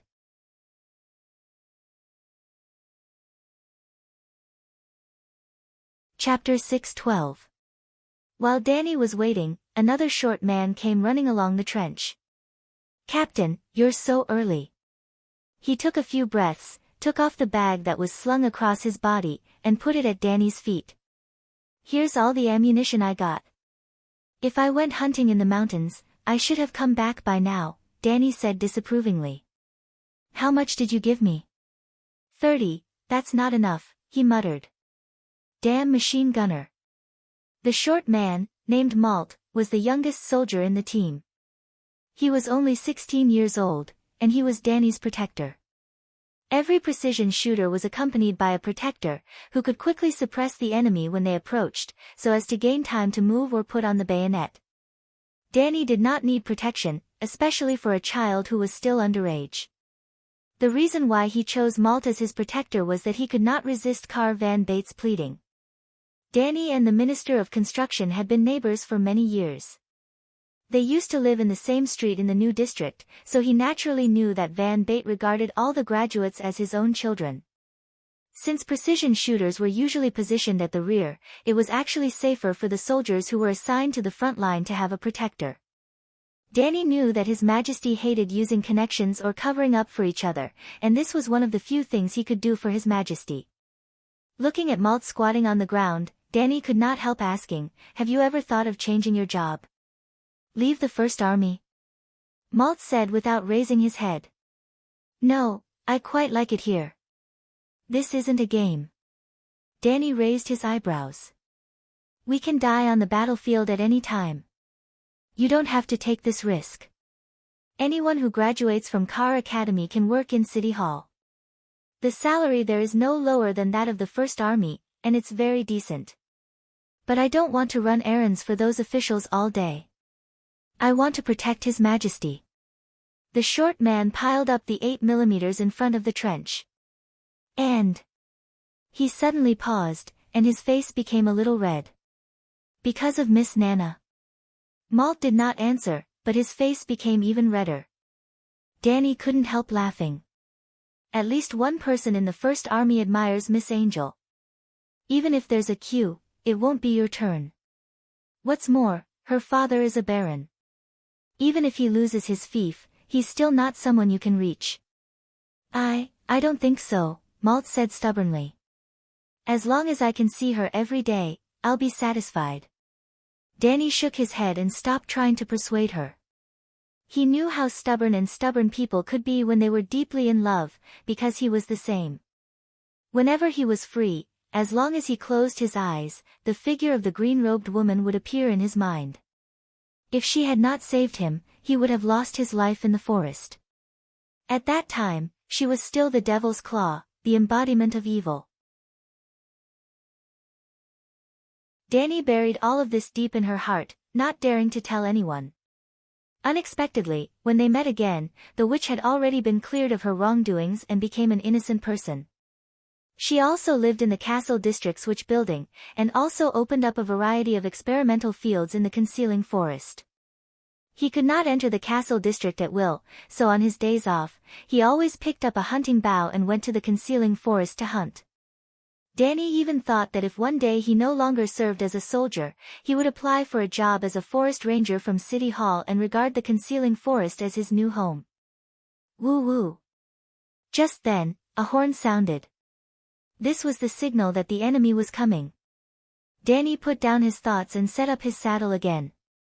No matter what, he was still a warrior, fighting to protect His Majesty and overthrow the church that hunted witches. As the sun gradually rose, a group of people in shining armor appeared at the foot of the mountain. In order to surround the only mountain road, the defense line was less than 1 kilometer away from the Hermes Mountain. From the moment they went down the mountain, they had already entered the attack range of the cannons. Danny knew that Sir Iron Axe would not let go of any opportunity to attack the enemy. As if to confirm his conjecture, a dull roar suddenly sounded from behind him. It sounded like thunder coming from afar, and he could even see a blurry shadow flying over his head, flying in the direction of the enemy. The battle began without warning. Because of the long distance, Danny could clearly see the landing point of the shells. When the shells hit the ground, the mud stirred up was like a cluster of blooming wildflowers. The long line of ants suddenly fell into a panic. It was normal for them to feel panic when they could not even see the enemy for the first time. If they were ordinary mercenaries or militias, their morale would completely collapse after a few rounds of bombardment. However, the army of the church did not retreat. They began to move forward and the formation became looser. When Danny could see the enemy's clothes and weapons more clearly, this group of people had at least suffered 3 rounds of bombardment. The position formed by 50 field cannons was enough to make the bombardment continuous, which was definitely a difficult experience for the enemy. They did not have horses, so they had to walk this road to hell on their feet. The God's Punishment Army, which was rumored to have infinite strength, raised their giant shields and stood at the front of the line, forming a gray iron wall about 500 or 600 meters away from the first trench. However, the shells did not mean much to them. As long as they could hit the giant shields, the shields would be torn apart and the enemies behind them would be thrown to the ground. "We can't go on like this." Danny shook his head. "I'm afraid they'll be completely defeated before they reach the first trench." He was very clear about the firepower arrangement of the position. First, they would use artillery to greet the enemies within 1,000 to 500 meters. When the enemies gathered in front of the barbed wire, they would use machine guns to clean up the battlefield. The revolving wheels would only be used for close combat after the enemies charged and would not be fired within 200 meters.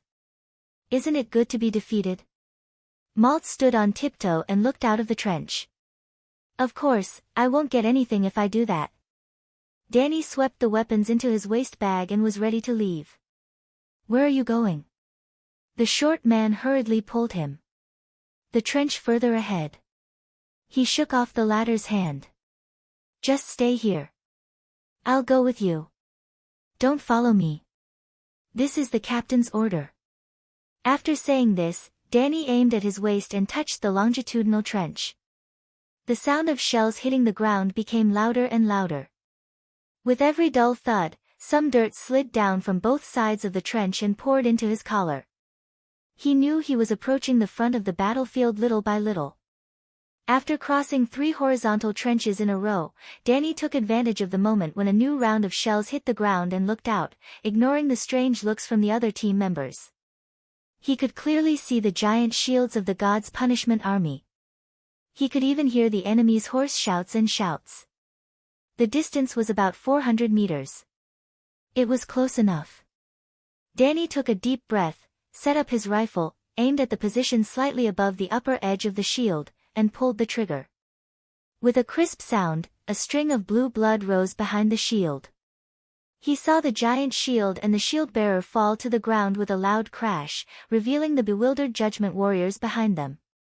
He pulled the bolt, removed the steaming shell, and then pushed it back to its original position with a click. The sound of bullets being loaded made his blood boil.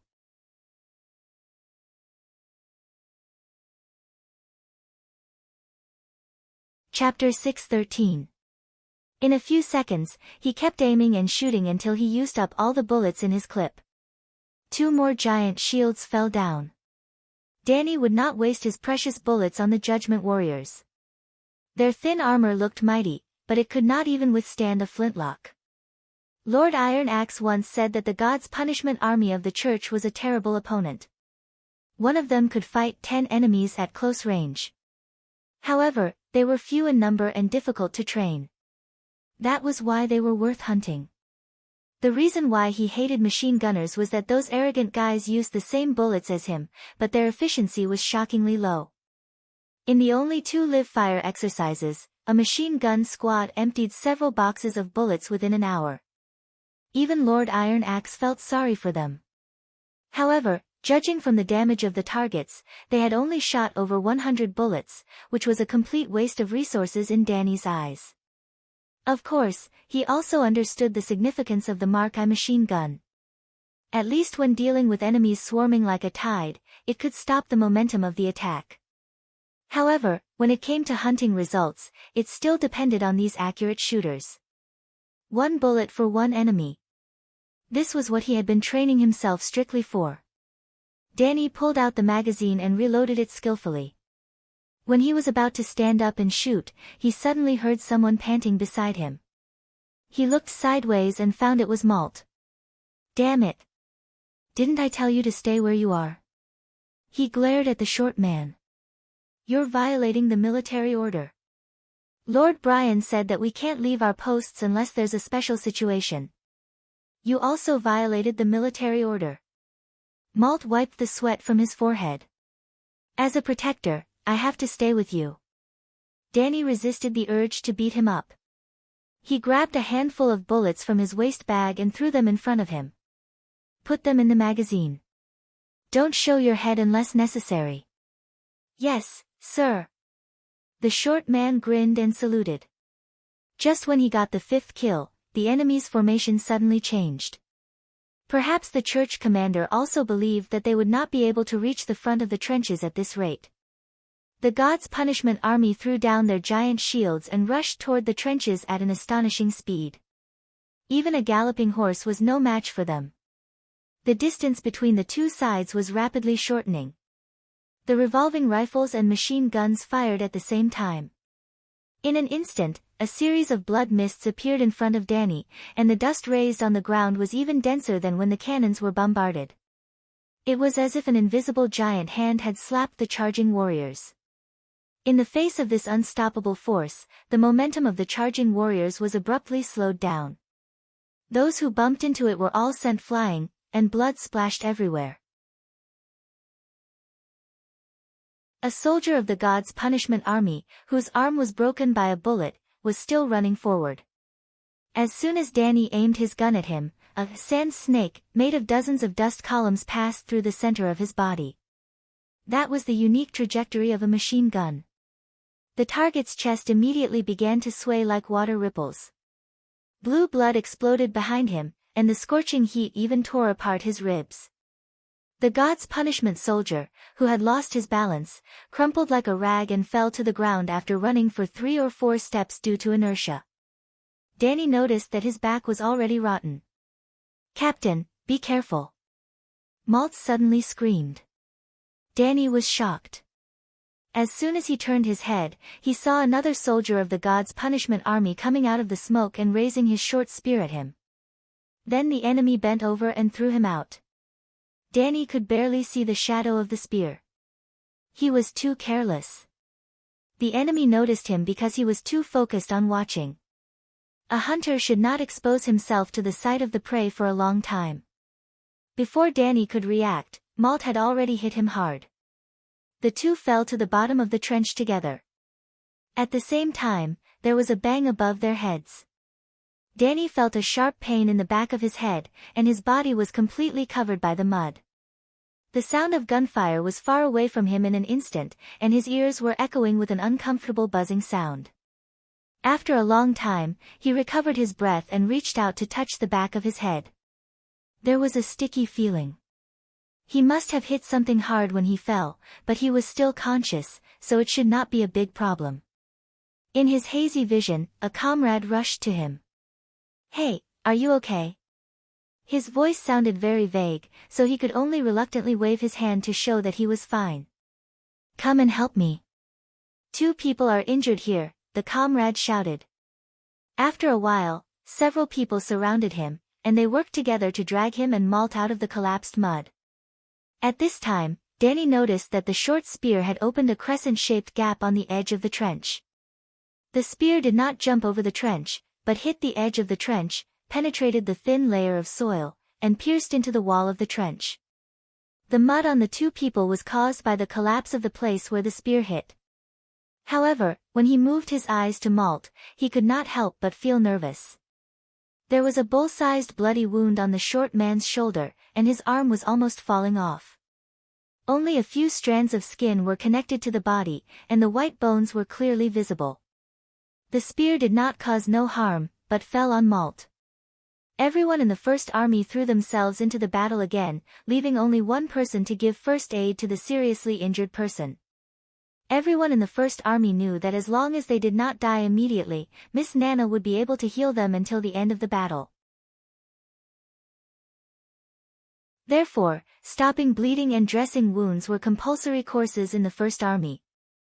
The soldier decisively took out a dagger and cut off Malt's arm.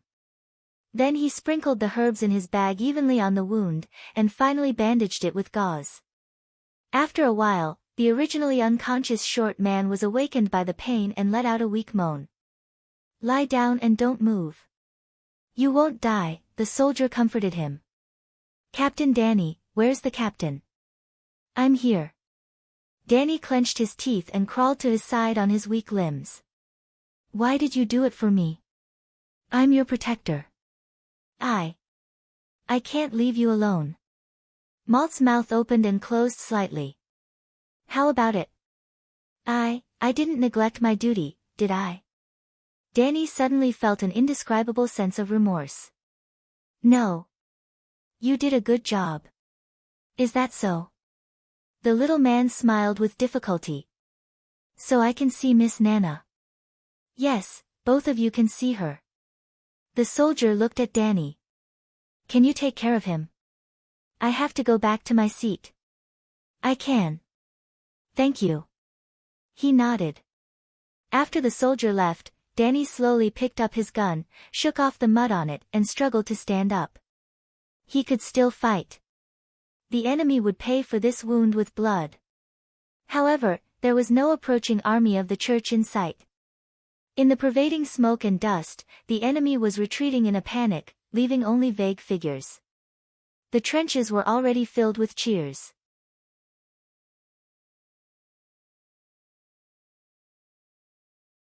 Chapter 6:14. The gunboat slowly docked at the dock. When Roland walked out of the cabin, he could not help but be attracted by the scenery in front of him. Curved rocks stretched out from both sides, like a pair of giant hands wrapping the whole town. Looking up, there was only a 5-finger-wide line in the sky. The sun shone through the gap like a golden wall of light. Countless vines hung down from the bottom of the rocks like emerald green hair. Some of the thick vines even fell to the ground, making people want to climb them. When the light penetrated the dense branches and left spots of light on the flowing river, Roland felt as if he was in an undeveloped jungle. However, this place was not completely deserted. Along the silent river, all kinds of artificial buildings extended on both sides. The townspeople shuttled back and forth among the waist-high broad-leaved bushes. Smoke curled up from kitchen chimneys, creating an indescribable beauty of harmony. Due to the lack of sunlight, the temperature here was a few degrees lower than outside, and the color of the plants was much richer. It was not difficult to understand why it was called Deep Valley Town. When Roland and the witches stepped onto the moss-covered dock, a group of people was already waiting there. The three leaders were naturally Iron Axe, the commander-in-chief of the First Army, Car Owen, the Duke of the Northern Region, and his daughter Edith. We meet again, Your Majesty. Edith curtsied and said, Congratulations on winning the first battle. I heard the report when I was on the ship. You did a good job. Roland nodded approvingly. I heard from Iron Axe that you ensured sufficient food supply and ammunition transportation, and that you did a good job in deceiving the enemy. This is what the Count family should do. She smiled and said, The merchants of the northern region are very happy to serve you. However, half a year ago, the owner of this place was still Timothy Wimbledon. Roland thought to himself, the merchants here probably haven't even heard of my name. The so-called willing to serve should also be Edith's means. She could drive the merchants of 3 cities to complete this plan. Her control over the northern region was indeed extraordinary. After some encouragement, he looked at Iron Axe and asked, Have the battle results come out? Yes, Your Majesty. Iron Axe saluted and said, The detailed report is in your office. Office, room? I've negotiated with Earl Hire. When you stay in Deep Valley Town, his castle will be your temporary palace. Edith added, In addition, I've asked someone to redecorate the study according to the layout of the border area. I've knocked down a wall facing the sun and installed a floor-to-ceiling window. I heard from Miss Maggie that you like a transparent room. Is that so? Roland asked with interest. What about the Count himself? In order not to interfere with your work, he will stay in the mansion in the suburbs. The Pearl of the Northern Region paused. Do you need me to summon him? No, if he doesn't like to get involved in politics, he waved his hand, let's go to the castle first. Yes, please follow me. Was this the taste of power? Roland smacked his lips. It wasn't bad to experience it occasionally. When he walked into the renovated study, he felt that he was back in Neverwinter. Even the spacious mahogany table and the recliner in the corner of the room had been replicated. The only striking difference was the view outside the floor-to-ceiling window. One was the gray impassable mountain range, and the other was the secluded valley covered with green leaves. He wondered how the former owner, Earl Hire, would feel after he left. Roland returned to the table and sat down. He began to read the battle results. Although he had learned about the process of the battle in advance, he still felt a strong sense of excitement when he saw the casualty report of the church. This was definitely a victory worth remembering. The death of 156 God's Punishment warriors had fundamentally dispelled his worries about the God's Punishment army. This kind of powerful and fearless killing machine was not invincible. Their bodies made of flesh and blood were still no match for steel and gunpowder. Considering that the God's Punishment army needed to be transformed with witch blood, the number of God's Punishment army would not be too large. According to Agatha's estimation, as long as the Bloody Moon did not come, this special army should have no more than 1,500 people. 1/10 of the casualties should be enough to make the church suffer for a long time. In addition, more than 300 Judgment Army soldiers were killed, more than 20 were seriously injured, and 4 commanders were captured. These results were just the icing on the cake. Although most of the Judgment warriors were strong-willed and had excellent fighting skills, there was not much difference between them and the knight, so Roland did not take them seriously. Fortunately, they did not encounter any troublesome pure witches in this defensive battle. Otherwise, they might not have been able to win if they only relied on Sylvie and Iffy to hold the line.